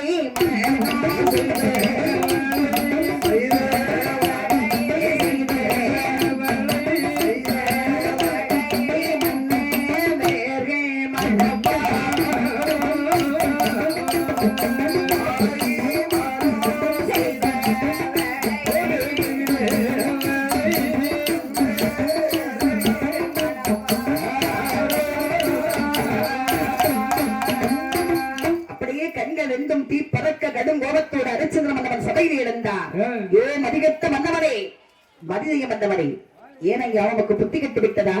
திருமணமான ஒரு பெண்ணை அழைத்து வந்து சபையில் நிற்க வைத்து அவளுக்கு சுயவரம் நடத்தி கொண்டிருக்கின்றே. என்னையா உமக்கு அறிவில்லையா? கல்யாணம் செய்தவளை அடுத்த காளையர்கள் மணப்பார்களா? மாலை மனம் முடித்தவர்களை இன்னொரு மன்னவன் திருமணம் முடிக்க முடியுமா ஐயா? மத்த மன்னர்கள் எல்லாம் பாக்குறாங்க. என்னாச்சு அரிசன மன்னவனுக்கு புத்தி கட்டு போச்சா? மெண்டல். அவரும் மதி கட்டு போச்சான்னு கேட்கிறாரு இவரு. பிள்ளை கிடக்கு மத்த மாங்கல்யம் கிடக்குங்கிறாரே. டேய் வாங்க, தெரியுது? நான் அதேதான் பாத்துக்கிட்டு இருக்கேன். தெரியவே இல்லை. எதை பாத்துக்கிட்டு இருக்க? கழுத்தை. கண்ணி செட்டாச்சுக்கணும். அந்த பிள்ளை கழுத்துல வாங்க மாங்கல்யம் தெரியுதா? உனக்கு சுகர் வந்து கண்ணை வச்சு போச்சு, சும்மா உனக்கு எதுவும் தெரியாது. உங்களுக்கு தெரிகின்றதா? தெரியலையே. அப்படின்னு அரிச்சந்திர மன்னன் மட்டும் அப்படி சொல்றாரு. தெரியலையே. அப்படி என்ன பண்ணி பார்த்தாரு அரிச்சந்திர மன்னவன். ஏ மதிந்திய மன்னவனே, இது என்னையா சுயவரம்? திருமணம் முடிந்த ஒரு பெண்ணை அழைத்து வந்து சுயவரம் நடத்தி கொண்டிருக்கின்றே. கல்யாணம் முடிந்தவரை காளையர்கள் மணப்பார்களா அப்படின்னு பேசின உடனே மதிய மன்னவன் சபையில ஓடி வர, ஐயா அரிச்சந்திர மன்னவனே சற்று அமைதியார்கள் ஐயா. ஐயா எல்லா மன்னர்களும் கேட்கும்படி சொல்றேன். அரிச்சந்திர மன்னவன் சொல்வதில் எந்த ஒரு தவறும் இல்லை. என் மகள் கழுத்தில் ஒரு தாலி கிடப்பது உண்மைதான். ஏன் அது எதற்காக? அதாவது நான் பல வருடமாகவே குழந்தை இல்லாமல் ஆண்டவனுக்கு கடுமையான தவத்தை செய்தேன். ஆண்டவனின் முன் தோன்றினார், அப்பா உனக்கு ஒரு பெண் குழந்தை வரம் தந்திருக்கிறேன், ஆனால் அந்த குழந்தை கழுத்திலே மாங்கல்யத்தோடு பிறப்பாள் அப்படின்னு சொன்னார். அப்ப நான் கேட்டேன், திருமண நாளையில எந்த ஒரு ஆண்டவன் நம்மளை மணப்பான் அப்படின்னு கேட்டேன். இந்த மாங்கல்யம் யாருடைய கண்ணுக்குமே தெரியாது, எந்த ஒரு ஆண்மகன் கண்ணுக்கு அந்த மாங்கல்யம் தோன்றுமோ அவனே இவளுக்கு மணவாளன் அப்படின்னு ஆண்டவன் சொன்னார். ஐயா, இத்தனை பெரும் மாபெரும் சபையிலே யாருடைய கண்ணுக்கும் தெரியாத மாங்கல்யம் அரசன வல்லவன் கண்களுக்கு தெரிந்திருக்கிறது என்று சொன்னால் என் மகனுக்கும் மாப்பிள்ளை இவர்தான். ஏன் கண்ணுக்கு தெரிகின்றது? ஏன் கண்ணுக்கு தெரிகின்றது? யாரு? பாண்டிய நாட்டு மண்ணை தெரிய வாய்ப்பே இல்லையே. முதல்ல கூட தெரியலன்னு சொன்னீரு, இப்ப தெரிகிறது. தெரியாது. அம்மா இவ்வளவு பெரிய தாலி ஒருத்த கண்ணுக்கு தான் தெரியாது, அவர் கண்ணுக்கு தெரியாது. இவனுக்கா அந்த பிள்ளைய கொடுத்து வைக்கணும், குரங்கு கிட்ட பூனைய முடிச்சு. அரசித்திர மன்னனுடைய அழகுக்கு என்னடா குறை? அப்போது பார்த்தறிந்து மதிதைய மன்னவன், ஐயா என் மகளுக்கு மாப்பிள்ளை அரசித்திர மன்னவனே. சரி, அப்ப காவலர்களே உடனே கல்யாண ஏற்பாட்டை செய்ய பசிக்கிறோம். உடனே பந்தல் போட வேண்டும். நம்ம அப்படி நாட்டை கோலாகலமாகவே அலங்காரம் செய்யுங்க. கல்யாணத்துக்கு ஏற்பாடு பண்ணிடலாம். மேலும் சமையல் கட்டணும் கொடுக்கணும். அப்படி வந்து கோலாகலமாகவே கண்ணமாபுரி நாட்டை அலங்காரம் செய்து சமையல்காரர் வர சொல்லுங்க. தெருக்கெல்லாம் தோரணங்கள் நாட்டினார்கள், கதவுகளை நாட்டி வாழைக்குறைகளை நாட்டி, அதாவது மக்களுக்கெல்லாம் வெற்றிலை பாக்கு வைத்தாங்க. அந்த காலத்துல பாரு கல்யாணம்னா வெற்றிலை பாக்கு வைப்பாங்க, பத்திரிக்கையா வீடு. இப்ப கல்யாணம்னா வெற்றிலை பாக்கு, இப்ப பத்திரிக்கை வைக்க ஆரம்பிச்சாங்க. இப்ப அதுவும் கிடையாது, போட்டோவை எடுத்து வாட்ஸ்அப்ல அனுப்பிடுறது. வந்துருங்க, எனக்கு ஒரு பையன் ஃப்ரெண்ட் அப்படிதான் பத்திரிக்கை வச்சான், போட்டோ எடுத்து அனுப்பி விட்டேன். நான் உடனே 10,000 ரூபாய் நோட்டை தட்டுல அப்படி ஃபுல்லா பரப்பி விட்டு போட்டோ எடுத்து நான் 10,000 ரூபாய் உடனே அனுப்பி விட்டுருக்கேன். திருமணத்துக்கு எல்லாம் ஏற்பாடும் பண்ணியாச்சு. இனி கல்யாணம் முடிக்கிறது ஒண்ணுன்னா அப்படி என்ன அழகாகவே கண்ணமாபுரி நாட்டை கோலாகலமாகவே அலங்காரம் செய்து மணப்பந்தல் அமைத்து மாப்பிள்ளை பெண்ணையும் அலங்காரம் செய்தார்கள். மணவரைக்கு அழைத்து வந்து அரிசித்திர மன்னமனை பக்கமாகவே அமர வைத்து, சந்திரமதியிட பக்கமாகவே அமர வைத்து, கழுத்தில் தான் திருமாங்கல் இருக்கிற இன்னொரு தாலி கட்ட முடியுமா? ஆனாலும் அந்த மக்கள் எல்லாம் பார்த்திருக்க ஒரு புருஷங்கிறவர் பொண்டாட்டி கிடந்து தாலி கட்டணும் இல்ல. அழகாகவே அரிசித்திர மன்னமனம் தெய்வீகமாக அழகாகவே மணவரையிலே அமர்ந்தார்கள். அமர்ந்து என்ன செய்யறாங்க பாரு, அரகர் அரனே என்றே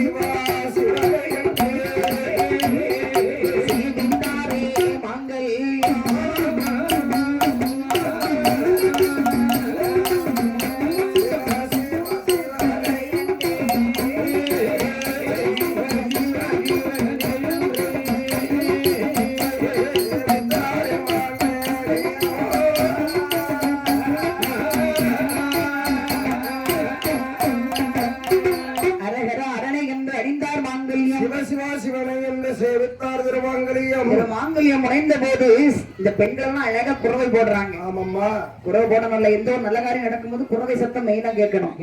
பெண்கள் எல்லாம் குறவை போடுங்க, குறவை போடுங்க. தெரியாதா? யாருக்கு என்ன முடிஞ்சா எங்களுக்கு என்ன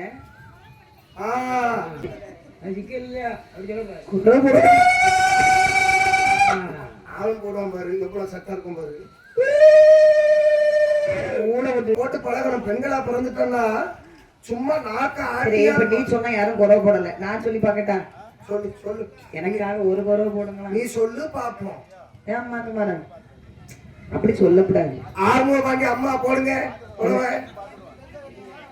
நீங்களாவது குறவை போடுங்களா? ஏம்மா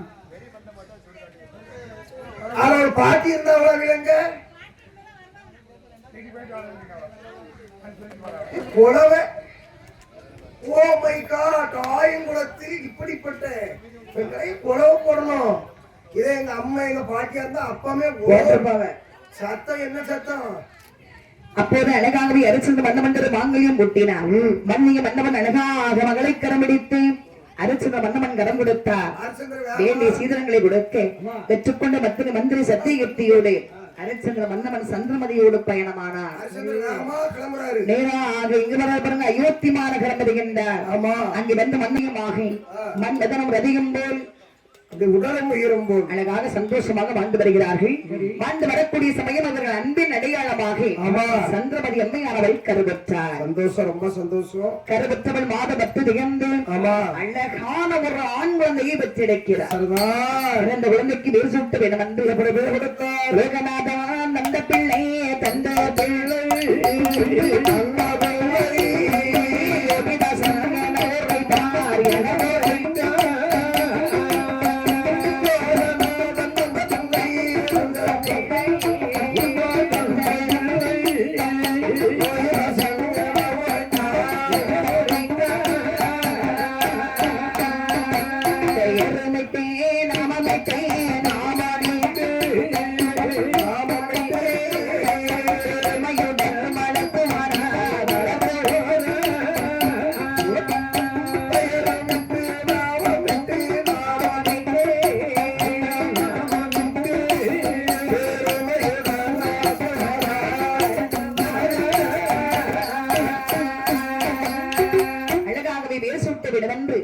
லோகநாதன் அருளால் கிடைத்த அந்த பாலகனுக்கு லோகிதாசன் பெயர் கொடுக்கிறாங்க.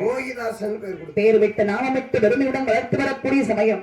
அதாவது பாருங்க, அரிச்சந்திர மன்னவன் பொய் சொல்லாத மெய்யன், சத்தியம் தவறாத ஒரு மன்னவன், கேட்டவருக்கு இல்லை என்று சொல்லாத ஒரு அரசன். அதே மாதிரி அவருடைய மந்திரி சத்தியகீர்த்தி அப்படித்தான். அரசனை விட இந்த மந்திரி சத்தியகீர்த்தி நாட்டை அவ்வளவு பொறுமையா அழகா பாத்துக்கிடுவாங்க. சொல்லுவாங்க, கணவனை விட மனைவி வீட்டை நல்லா பாத்துக்கிடணும். ஆமா, அப்படி ஒரு பெருமை வாய்ந்த மன்னருக்கு அமைந்தது சத்தியகீர்த்தி. அதே மாதிரி அரிச்சந்திர மன்னனுடைய மனைவியும் சந்திரமதியும் அவ்வளவு அன்பு உள்ளம் படைத்தவள். அரசனும் அரசியுமாக மைந்த லோகிதாசனோடு சிறப்பான, அதாவது சின்ன குடும்பம், சீரான வாழ்வு, அவ்வளவு அருமையாக அரசந்திர மன்னவன் சந்தோஷமாக ஒன்று. அதனால திருமணம் முடித்து கூட்டிட்டு வந்தாரு. அவர் அழகான ஒரு லோகிதாசன் குழந்தை பிறந்தது. அருமையாக அந்த நாட்டை சீரோடும் சிறப்போடும் ஆண்டு வரக்கூடிய சமயம். அவருக்கு எல்லாமே டக்கு டக்குன்னு கொடுத்து வச்சிருக்கு. ஆனால் அங்க என்ன நடக்கிறது பாருங்க. தீப நாடு ஆனதீவே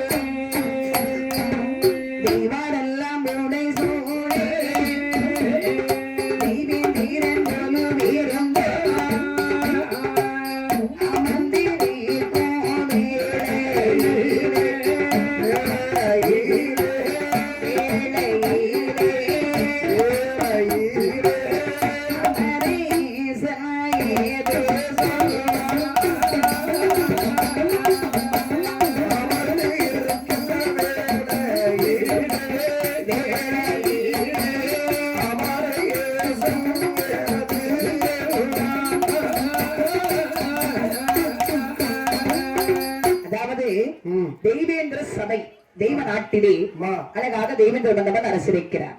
சப்த ரிஷிகள் தெய்வாக்கள் விடை சூழ தேவேந்திர வந்தவன் குருமாகவே அமர்ந்திருக்கும் போது அந்த சபையிலே தெய்வேந்திர வந்தவன் ஒரு சர்ச்சை ஒன்று எழுப்புறார். அதாவது சப்த ரிஷிகள் மற்றும் ரிஷிமார்கள் தெய்வாக்கள் அமர்ந்திருக்கக்கூடிய சபையிலே தேவேந்திர வந்தவன் ஒரு கேள்வி ஒண்ணு கேட்கிறார்.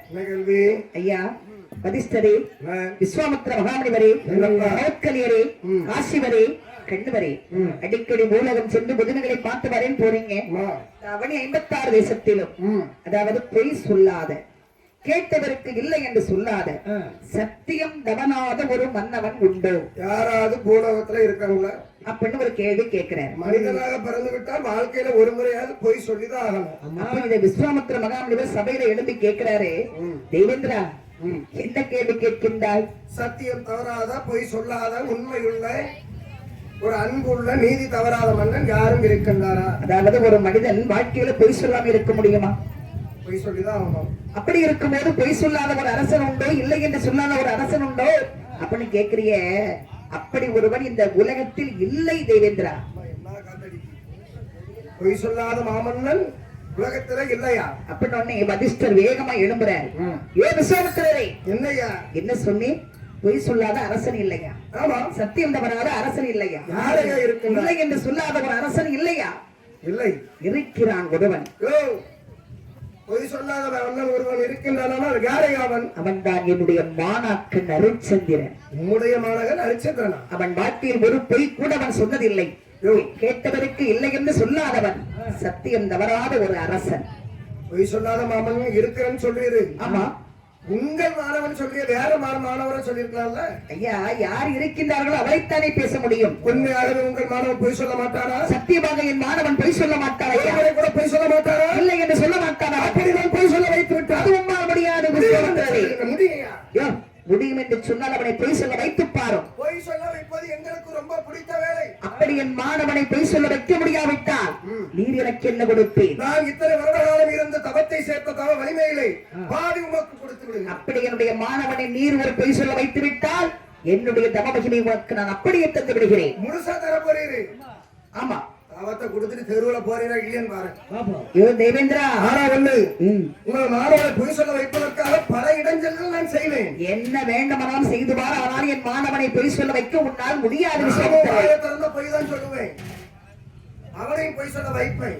அதற்கு என்னென்ன இடைஞ்சல் செஞ்சாலும் அமைதியா இருக்கும். அப்படின்னு உடனே விஸ்வாமித்திர தேவேந்திரனை பார்த்து சொன்னா, தேவேந்திரா, இவருடைய மாணவன் பொய் சொல்ல மாட்டாராம், இல்லை என்று சொல்ல மாட்டாராம். அவனை நான் பொய் சொல்ல வைக்கிறேன், இல்லை என்று சொல்ல வைக்கிறேன்.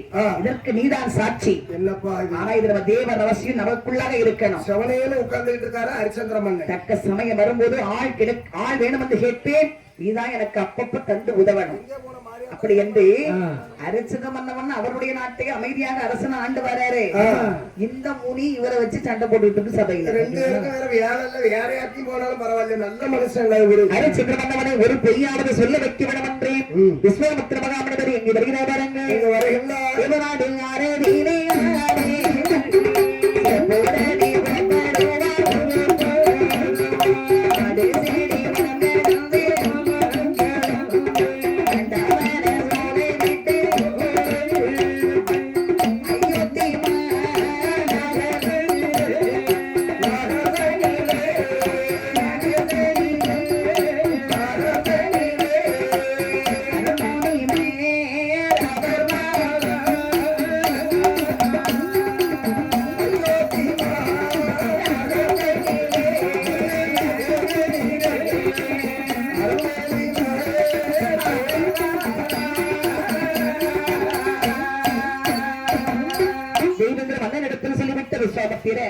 அரசன வண்ணமனை ஒரு பொய்யாமல் சொல்ல வைக்கிறேன் என்றேன்.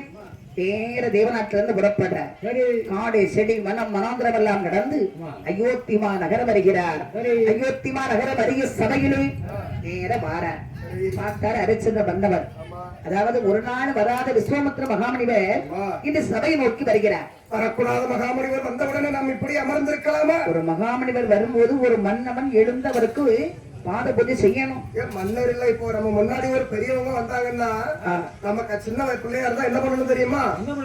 வணக்கம் சொல்லி அவர்களுக்கு ஒரு மரியாதை செய்ய வேண்டும். அதனால என்ன எல்லாம் பாருங்க, எந்த ஊருக்கு போனாலும் வயசுல பெரியவங்களை பார்த்துட்டேன்னா வணக்கம் நல்லா இருக்கீங்களா, ஏன்னா பெரியவர்கள் பெருமாளுக்கு சமம். கண்டிப்பா. அதனால பார்த்தார் ஹரிச்சந்திர மன்னன்.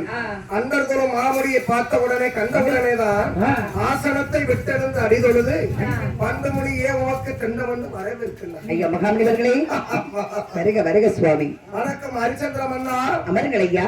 உனக்கு ஆசீர்வாதம் உண்டாகுங்க. ஆசிரியர் என்கிட்ட கொடுத்துட்டு வாதத்தை நீங்களே வச்சுக்கிடுங்க.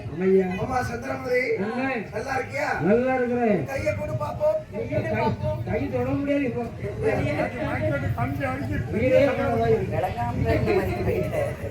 லோகிதாசா, லோகிதாசா எங்க சொல்லிட்டு நீ? லோகிதாசா கையை வச்சுட்டு சும்மா இருக்கணும். நல்லா இருக்கிறியாடா?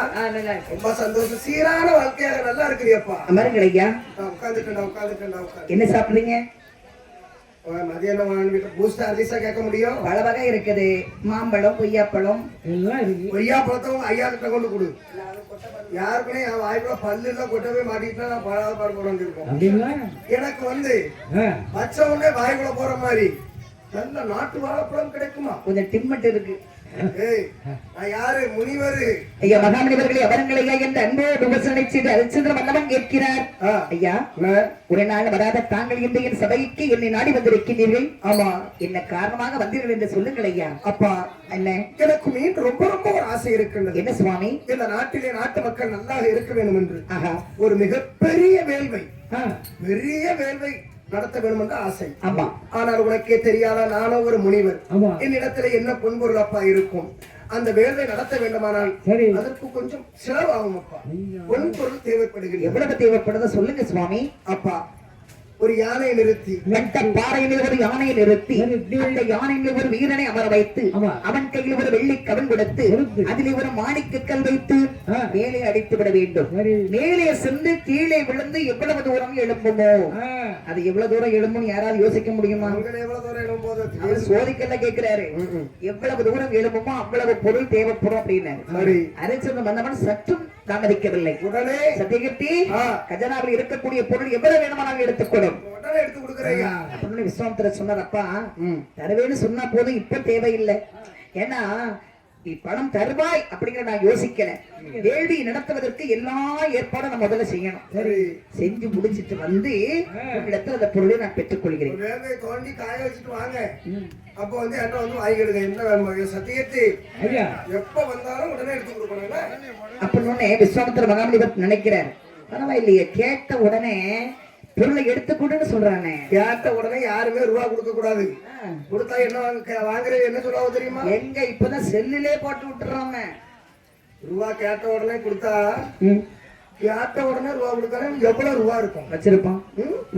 கொடுத்தாலும் பிரச்சனை, கொடுக்கறனாலும் பிரச்சனை. அப்படி பையன் ஒரு 5 ரூபா கேட்டா தாரானா இவனா ஒரு மனுஷனா ஐயா? ஆனா அப்படித்தான் இருக்கணும். அப்பதான் அவன்கிட்ட ஒண்ணு இல்ல போல் இருக்கு. ஆனா இப்ப கொஞ்சம் பழகிட்டேன். ஆனா நான்லாம் அப்படி இல்லை. 6 ரூபா கேட்டாலும் சம்பளம் வந்து பாட்டு படிச்சு போறேன். எனக்கு ஒரு 50,000 ரூபாய் போட்டு விட்டுறேன், நாளைக்கு தேவைப்படுது. பிரச்சனைக்கு என்ன பணத்தை கேளு, உங்க நல்லா கேளு. என்ன பணத்தை வச்சு நான் என்ன பண்ண போறேன்? இதுல கேளுங்க, இறங்கணும்னு எட்டி பார்க்காம பேரு. நீ பணத்தை எப்படி போடுவேன்? தருவேன் தருவேன் போடுவேன். ஒரு 50,000 போட்டு விடுறேன். 10 வருஷத்துல போட்டு விடுறேன். உனக்கு எவ்வளவு வேணும்? உனக்கு நான் கரெக்டா எப்ப ரூபா போடணுமோ அப்ப கண்டு வந்து போடுவேன். உனக்கு நீ உனக்கு தெரியவே அப்படி அந்த விஸ்வாமித்திர மகாமுனிவர் அப்படியே புறப்பட்டப்பா போயிட்டு வர எல்லா ஏற்பாடும் பண்ணிட்டு நான் வந்து ஒண்ணு பாக்குறேன் அப்படின்னு விஸ்வாமித்திர மகாமுனிவர் வாரார். வரும்போது அப்படி நினைக்கின்றார். அரிச்சந்திரன் சற்றும் தாமதிக்காம வருகிறேன்னு சொன்னானே, இவனை எப்படி இல்லைன்னு சொல்ல வைக்கிறது, பொய் சொல்ல வைக்கிறது அப்படி அப்படியே யோசனை செஞ்சுட்டு வந்தா பாருங்க. வந்தா பாருங்க, அங்கே விவசாய மக்கள் சம்சாரிகள் அழகா தோட்டம் போட்டிருக்காங்க அந்த காட்டுக்குள்ளே. சரி, அதாவது இஞ்சி, ஏலம், திரைப்பயிர்கள், நெல் பயிர்கள், கரும்பு தோட்டங்கள், என்னென்ன பயிர்கள் ஒண்ணு அழகா விதைச்சு வச்சிருக்கிறாங்க. வச்சு நல்லா அறுவடைக்கு தயாராக இருக்குது. பார்த்தார் விஸ்வாமித்திரர். முதல்ல இந்த பயிர்கள் எல்லாம் அழிக்க. ஆமா, அழித்தால் அரிச்சந்திரன் வேட்டையாட வேண்டும், கண்டிப்பாக காட்டுக்குள் வருவான். இங்க வச்சு அவனை ஒரு பொய்யாவது நம்ம சொல்ல வைக்கணும். சரி, அப்படி என்று அப்படியே கை அமர்த்தினார் பாருங்க. அங்கிருந்து ஒரு குப்பம் காட்டு மிருகங்கள் வருகிறது. அப்பா, ஆடு மாடு எல்லாம், கரடி, புலி, சிங்கம், காட்டு யானை, ஒட்டகம், அப்படி நிறைய காட்டு மிருகங்கள் வருது. உடனே சொன்னாரே,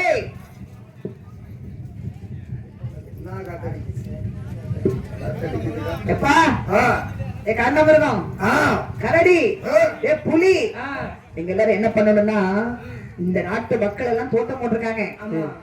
என்ன தோட்டம் போட்டிருக்காங்க? இஞ்சி, ஏலம், திரைப்பயிர்கள், காய்கறிகள், கிழங்கு வகைகள், கரும்பு. நீங்க போய் அத்தனை பயிர்களையும் அழிக்கணும். ஐயா, யாரும் அடிச்சு விட்டாங்களா கள்ளத்துக்கு? நான் பாத்துக்கிறேன், தைரியமா போங்கப்பா. கள்ளத்துக்கு அடிச்சால் வலிக்காம இருப்பதற்கு எங்களுக்கு ஆசையை கொடுத்து விடுங்க. புறப்படுங்கள். புறப்பட்டு விட்டோம் என்பதை இந்த காட்டு மிருகங்கள் வந்து விஸ்வாமித்திர சொல்லிக்கிறாங்க. அந்த மக்கள் வைத்த பயிர்கள் எல்லாம் அழிக்கின்றது. அழித்த உடனே இந்த மக்களை வந்து பாக்குறாங்க, எந்த ஒரு பயிர்களும் உருப்படி இல்லை. சரி, உடனே வந்து மன்னங்கிட்ட முறையமிடுறாங்க. ஐயா, காட்டு மிருகங்கள் எல்லாம் பயிர்களை அடிக்கின்றது. ஆமா. பாடுபட்டு என்ன செய்தும் பாழாக போய்விட்டது மன்னவனே. இப்பொழுது நாங்கள் என்ன செய்வதையா? நீங்கள் தான் எங்களுக்கு இந்த பயிர்களை காப்பாற்றி கொடுக்க. இஞ்சி வைத்தோம், ஏல வைத்தோம், எலுமிச்சம் கன்றுகளை வைத்தோம். ஆமா. ஆனால் அத்தனை அழித்து விட்டது ஐயா. நீங்கள் தான் வந்து எங்களுக்கு வேட்டையாடி கொடுக்க வேண்டும். சரி மந்திரி சத்தியத்தை ஐயா, மக்களுக்கு ஒரு பிரச்சனை என்று சொன்னால் பார்த்துக் கொண்டு சும்மா இருக்க முடியாது. உடனே படைகளை விரட்டுங்கள், நாய் வண்ணங்கள் பிடிங்கள், அதற்கு தகுந்த ஆயுதங்களை எடுங்களப்பா. ஆகட்டும் ஐயா, இப்பொழுது ரெடியாகி விடுகம் என்று படை வீரர்களை பிடித்து வேடுவர்களை நாய்களை சென்று பிடித்து வாருங்கள். அப்படி எந்த அரசன் வந்தவன் படைகளோடு வேட்டைக்கு பயணமானார். சரி. காட்டுக்குள் வந்தார். அப்பா, காட்டு மிருகங்களை கலைத்து விடணும். முதல்ல வலையை சுற்றி கெட்டுங்க, காட்டை கலைத்து விடுங்கள், அசுரத்தை போட்டு அந்த மிருகத்தை கொல்லணும் என்று சொன்ன உடனே காடு சுற்றி வலையை கட்டி காடு கலைக்க வேண்டும் என்று காடு கலைக்க ஆரம்பித்தார்கள். கலைத்து விடுங்க அப்பா சீக்கிரம்.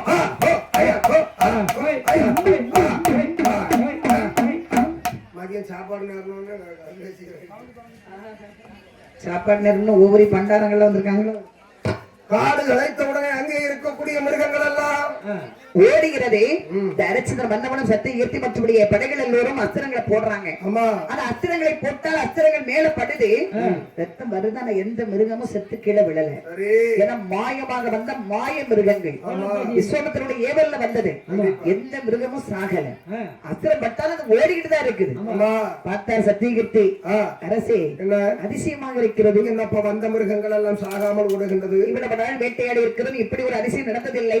ஆயுதத்தை எடுத்து மிருகங்களை தாக்கினால் உயிர் மடியும் என்பார்களே. அஸ்திரம் இந்த புறம் பட்டு அந்த புறம் பாய்ந்து ஓடினாலும் அது மிருகம் ஓடிட்டு தான் இருக்கு. ஆமா. என்ன அதிசயம்? மாயத்தால் வந்த மிருகம் போட்டு வந்துகின்றது. என்னவென்று தெரியவில்லை. மிருகத்தை இன்று கொள்ள முடியாது.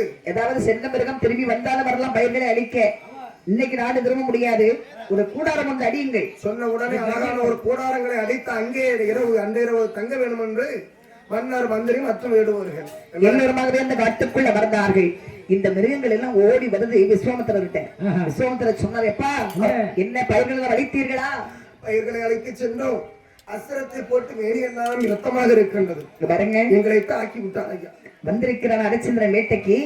நான் பார்த்துக் கொள்கிறேன். கூடாரம் அடித்து அங்கே தங்கி இருக்கின்றார்கள். தக்க சரணம் இடத்தில் மாட்டிக்கொண்டார். அங்கே இருக்கும் மந்திரி எங்களை எப்படி எல்லாம் அடித்தான் தெரியுமா? அப்படி என்று விஸ்வாமித்திரனுடைய சக்தியினால் இந்த மிருகங்கள் எல்லாம் மிருகங்களுடைய காயங்கள் எல்லாம் மறையப்பட்டது. மிருகங்களை அழைத்துவிட்டு இந்த மகாமுனிவர் ஹரிச்சந்திரனை இல்லை என்று சொல்ல வைக்க வேண்டும். ஒரு பொய்யாவது சொல்ல வைக்கணும் அப்படின்னு சொல்லி அவனுடைய 2 நாசில் இருந்து 2 பெண்ணை பிரதி செய்தார். வலது செண்டாடி இடது செண்டாடி அப்படின்னு 2 பெண்ணை பிரதி செய்து சொன்னார். அம்மா, உங்களை பிறகு செஞ்சிருக்கிறேன். ஏன் தெரியுமா? இந்த நாட்டை ஆளக்கூடிய அரசன் காட்டுக்குள் வேட்டையாட வந்தவன் காட்டுக்குள் கூடாரம் அமைத்த வந்திருக்கிறார். நீங்க 2 பேரும் உடனே அவங்கிட்ட போகணும். போய் என்ன என்ன ஊரு, என்ன பிரச்சனை, இவங்க என்ன வேணும்னு கேட்பான். நாட்டியம் ஆட தெரியும் சொல்லுங்க. பேர் என்னன்னு கேட்பான். உன் பேர் காமவல்லி, இவர் பேர் சரசவல்லின்னு சொல்லணும். சரசவல்லி நாட்டியம் ஆடுங்கள் சொல்லுவான். நாட்டியம் ஆடுங்க, மெய் மறக்கும்படி ஆடுங்கள். ஆடி முடிச்ச உடனே அரசன் அல்லவா, கழுத்துல கிடக்கிறது கையில கிடக்கிறது ஏதாவது கலட்டி கொடுப்பான். நீங்கள் வாங்க கூடாது. நாங்க என்னத்தை கேட்கணும்? நான் சொல்றத அவன் கிட்ட கேட்கணும். என்னதையா?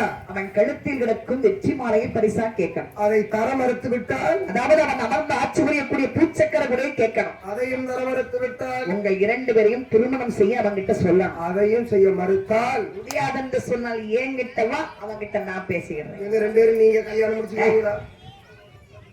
நானா? நான் தவசாலிடி. போ.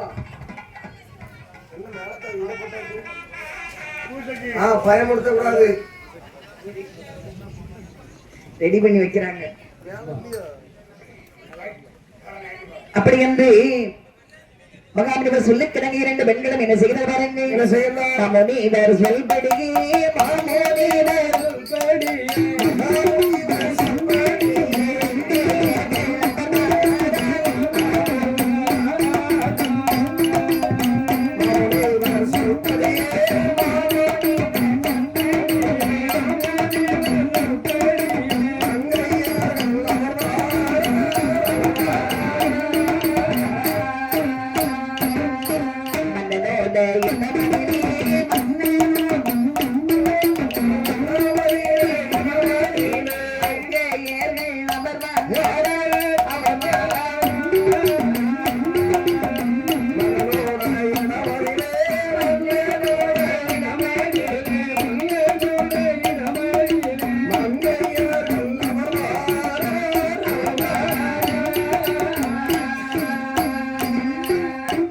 சொல்படி 2 பெண்களும் நேர ஹரிச்சந்திர மன்னவன் கூடாரத்திற்கு வருகிறார்கள். ஆமா பார்த்தாரு ஹரிச்சந்திர மன்னவன்.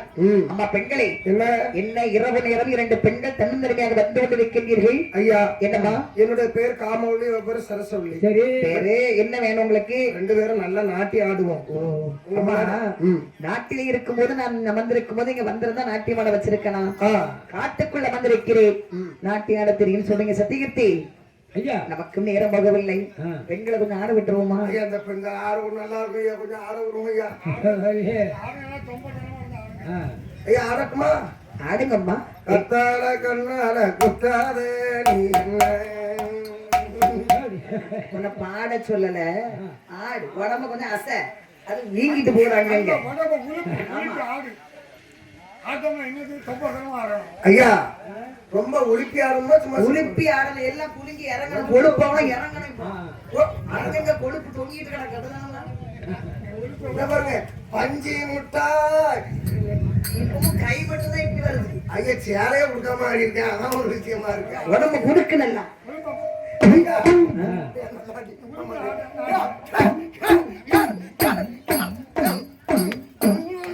வாயில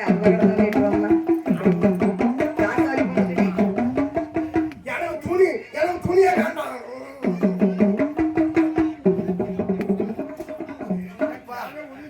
காக்காளி பந்தா 20 கையில கொடுப்பா, ஒரு 60 எடுத்துக்கலாம். ராத்திரி நேரத்து பூஜை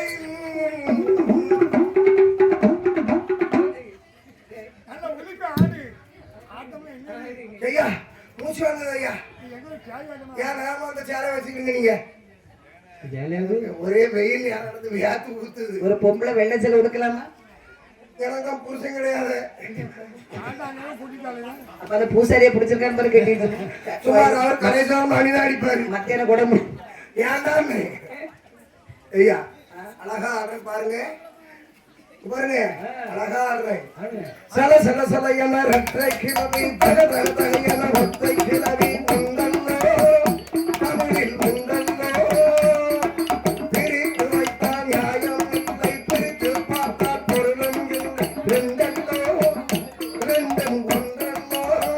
எங்க பாட்டி இப்பதான் பாட்டு பக்கம் உட்கார்ந்தாவளி கிளவி கிளவின்னு இருக்குதா இல்ல ஏசிட்டு இருக்கேன். பாட்டிக்கு எப்படி தொங்குது பாம்பளம் அம்மா. இப்பதான் உட்கார்ந்தாவிய நீ அவையில பார்த்து கிளவி, பாட்டி கூட பார்த்து கிளவி கிளவின்னு கூப்பிடா பாட்டி. பொட்டுக்காரி நீ வாழத்த புதுவாடி ஆளிருந்தா பாப்போம் ஆளிருந்தா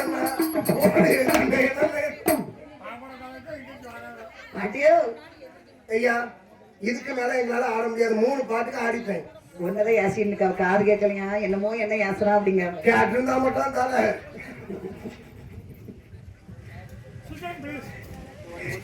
3 பாட்டுக்கு ஆடிட்டேன். என்ன பார்த்த உடனே என் கையை பிடிச்சிட்டு நல்லா இருக்கியாம்மா, ஏம்மா நல்லா இருக்கியாம்மா, பரவாயில்ல கண்டுபிடிச்சுக்கிட்டாவள அப்படிங்க. யார் பேரையோ சொல்லி அவனுக்கு மோதானே நீ ஆமான்னு சொல்லிருக்க. ஐயா நான் யார்கிட்ட கேட்டா பாம்படத்தை கலத்திட்டு விட்டுருப்பேன். எப்படி காய்ச்சல் அப்போது 2 பெண்களும் அழகாக என்ன செய்தார் பாருங்க. சங்கீதம் பாடுகின்றார்,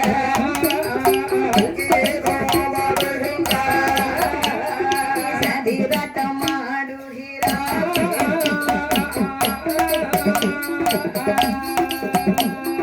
சங்கீதம் பாடுகின்றார், சங்கீதம் பாடுகிறார்,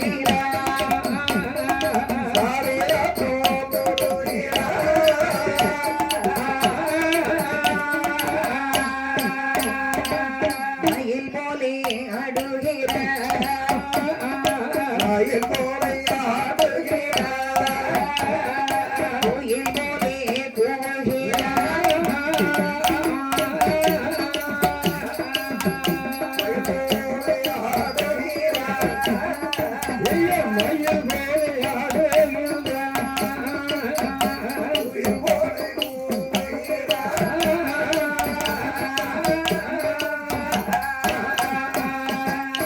சங்கீதம் ஆடுகின்றார், சித்திநாட்டம் ஆடுகின்றார், மயில் போல் ஆடுகின்றார், குயில் போல் கூவுகின்றார். ஆமா 2 பெண்களும் சந்திரனும் சூரியனும் இடமிருந்த வலம் வாய்ந்தால் பார்ப்பதற்கு இவ்வளவு அழகாக அதே இருக்கும். மாதிரி 2 பேரும் மாறி மாறி பாஞ்சிட்டே இருக்காங்க. அழகா ஆடி முடிக்கிறாங்க. மன்னனுடைய முன்பில் வணங்கி நிற்கிறாங்க. அரசன மன்னவன் அரசன் அல்லவா, கழுத்துல கிடந்த ஒரு முத்து மாலை அப்படியே கழட்டி பெண்கள் கையில வெகுமதியா கொடுக்கிறார். அம்மா ஐயா கலத்தி போடுங்க கலத்தி போடுங்க. இதான் உங்களுக்கு பரிசு நான் கொடுக்கிறது. கலத்தி கொடுங்க. அவனு முத்து மாலை கலட்டி கையில கொடுத்தா பாருங்க முத்து மாலை வேண்டான்னு மறுக்கிறான். அப்போ உனக்கு என்னமா வேணும்? பூச்சக்கர குடையை கொடுங்க ஐயா. இது நான் அமர்ந்து ஆட்சி புரிந்து வரக்கூடிய பூச்சக்கர குடை வேண்டுமா? ஆமா. அம்மா, அந்த பூச்சக்கர குடை எனக்கு சொந்தமானதல்ல. பரம்பரை பரம்பரையாக எங்கள் முன்னோர்கள் காலத்திலே இருந்து அமர்ந்து ஆட்சி புரியக்கூடிய ஒரு பூச்சக்கர குடை. அது எனக்கு சொந்தமானது அல்ல. அதனால அதை நான் கொடுக்க முடியாதம்மா. அதுவும் கொடுக்க மாட்டீர்களா? ஆமா. அப்படி இல்லை என்றால் என்னை முதல்ல கல்யாணம் முடிங்க, இவ்வளவு ரெண்டாவது கல்யாணம் முடிங்க. வெற்றி மாலை கொடுத்தால் என்ன? என் கழுத்தில் கிடக்கும் வெற்றி மாலை என் நாட்டு மக்கள் கொடுத்தது. அந்த மாலை நாட்டு மக்களுக்கு சொந்தமானது. அதையும் நான் கொடுக்க முடியாது. எனக்கு சொந்தமானது நீங்க கேளுங்க. அப்படின்னா எங்க ரெண்டு பேருக்கு கல்யாணம் முடிச்சுக்கிட்டீங்களா? கல்யாணமா? கல்யாணம் முடிங்க. பொறு. எனக்கு ஏற்கனவே திருமணமாகிவிட்டது. என் மனைவி பேர் சந்திரமதி. எந்தவள் இடத்தில் திருமாங்கல்யம் பூட்டினேனோ அன்று முதல் என் உயிர் உடல் ஆவி அனைத்தும் அவளுக்கு சொந்தமானது. அதுவும் எனக்கு சொந்தமானதுல நான் கல்யாணம் முடிக்க முடியாதம்மா. என்ன ரெண்டாவது வச்சுக்கிட்டுங்க, இவ்வளவு மூணாவது வைங்க.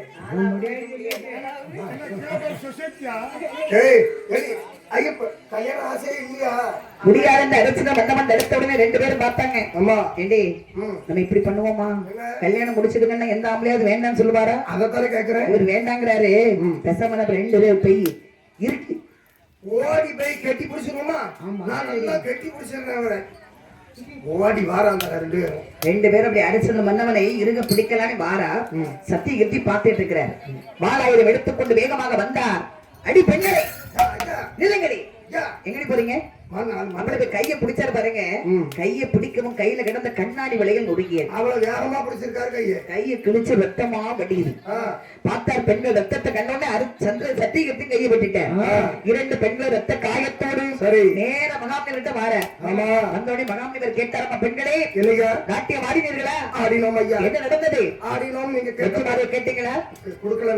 பூச்சக்கரை குடையை கேட்டீர்களா? இல்லன்னு சொன்னாரு. திருமணம் செய்ய சொன்னீர்களா? அது முடியாதுன்னு சொன்னாரா? மந்திரி என் கையை இறுக்கி பிடிச்சி கை ரத்தம் எப்படி வருது பாருங்க. கவலைப்படாதீங்கம்மா, அவங்கிட்ட நான் பேசுகிறேன்.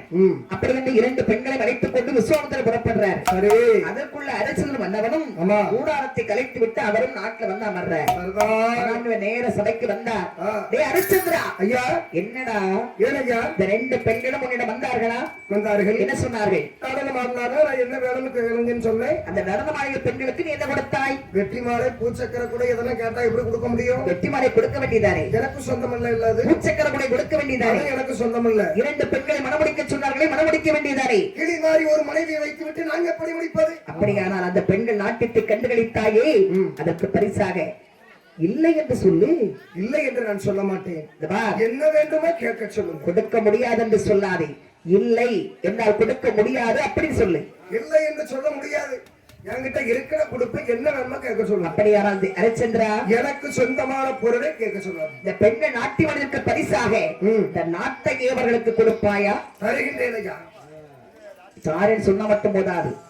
என் கண் முன்னாலே இந்த பெண்களை அழைத்து சென்று அருகே சிம்மாசனத்தில் அமர வைத்து உன் தலையில் இருக்கும் கிரீடத்தை எடுத்து அவள் தலையிலே சுட்டி இந்த நாட்டை அரசாட்சி செய்பவள் இனிமேல் அரசிதான் அப்படின்னு நீ அறிவிக்கணும். அதன் பிறகு இந்த நாட்டுல உனக்கு இடம் கிடையாது. உன் மனைவி பிள்ளைகளை அழைத்துக் கொண்டு இந்த பட்டு வீதாமரங்கள்லாம் கலைந்துடணும். காவி உடை உடுத்து கழுத்திலே உத்திராட்ச மாலைகளை போட்டு இந்த நாட்டை விட்டே நீ வெளியேறணும். வெளியேறக்கூடிய சமயம் இந்த நாட்டில் உள்ள ஒரு துளி மண் கூட உன் காலில் ஒட்டிருக்க கூடாது. சரி, தட்டி விட்டுத்தான் செல்ல வேண்டும். தயாராக புறப்படை. ஆகட்டும் ஐயா. ஹரிச்சந்திரன் சபை, அதாவது சிம்மாசனத்தை விட்டு இறங்குற இந்த பெண்களை அழைத்து சென்று அருகே சிம்மாசனத்தை அமர வைத்து சரி தன் தலையில் இருக்கும் இடத்தை எடுத்து அவன் தலையிலே சூட்டினார். சூட்டி சொன்னார், ஐயா, இனிமேல் இந்த நாட்டுக்கு அரசன் இல்லை,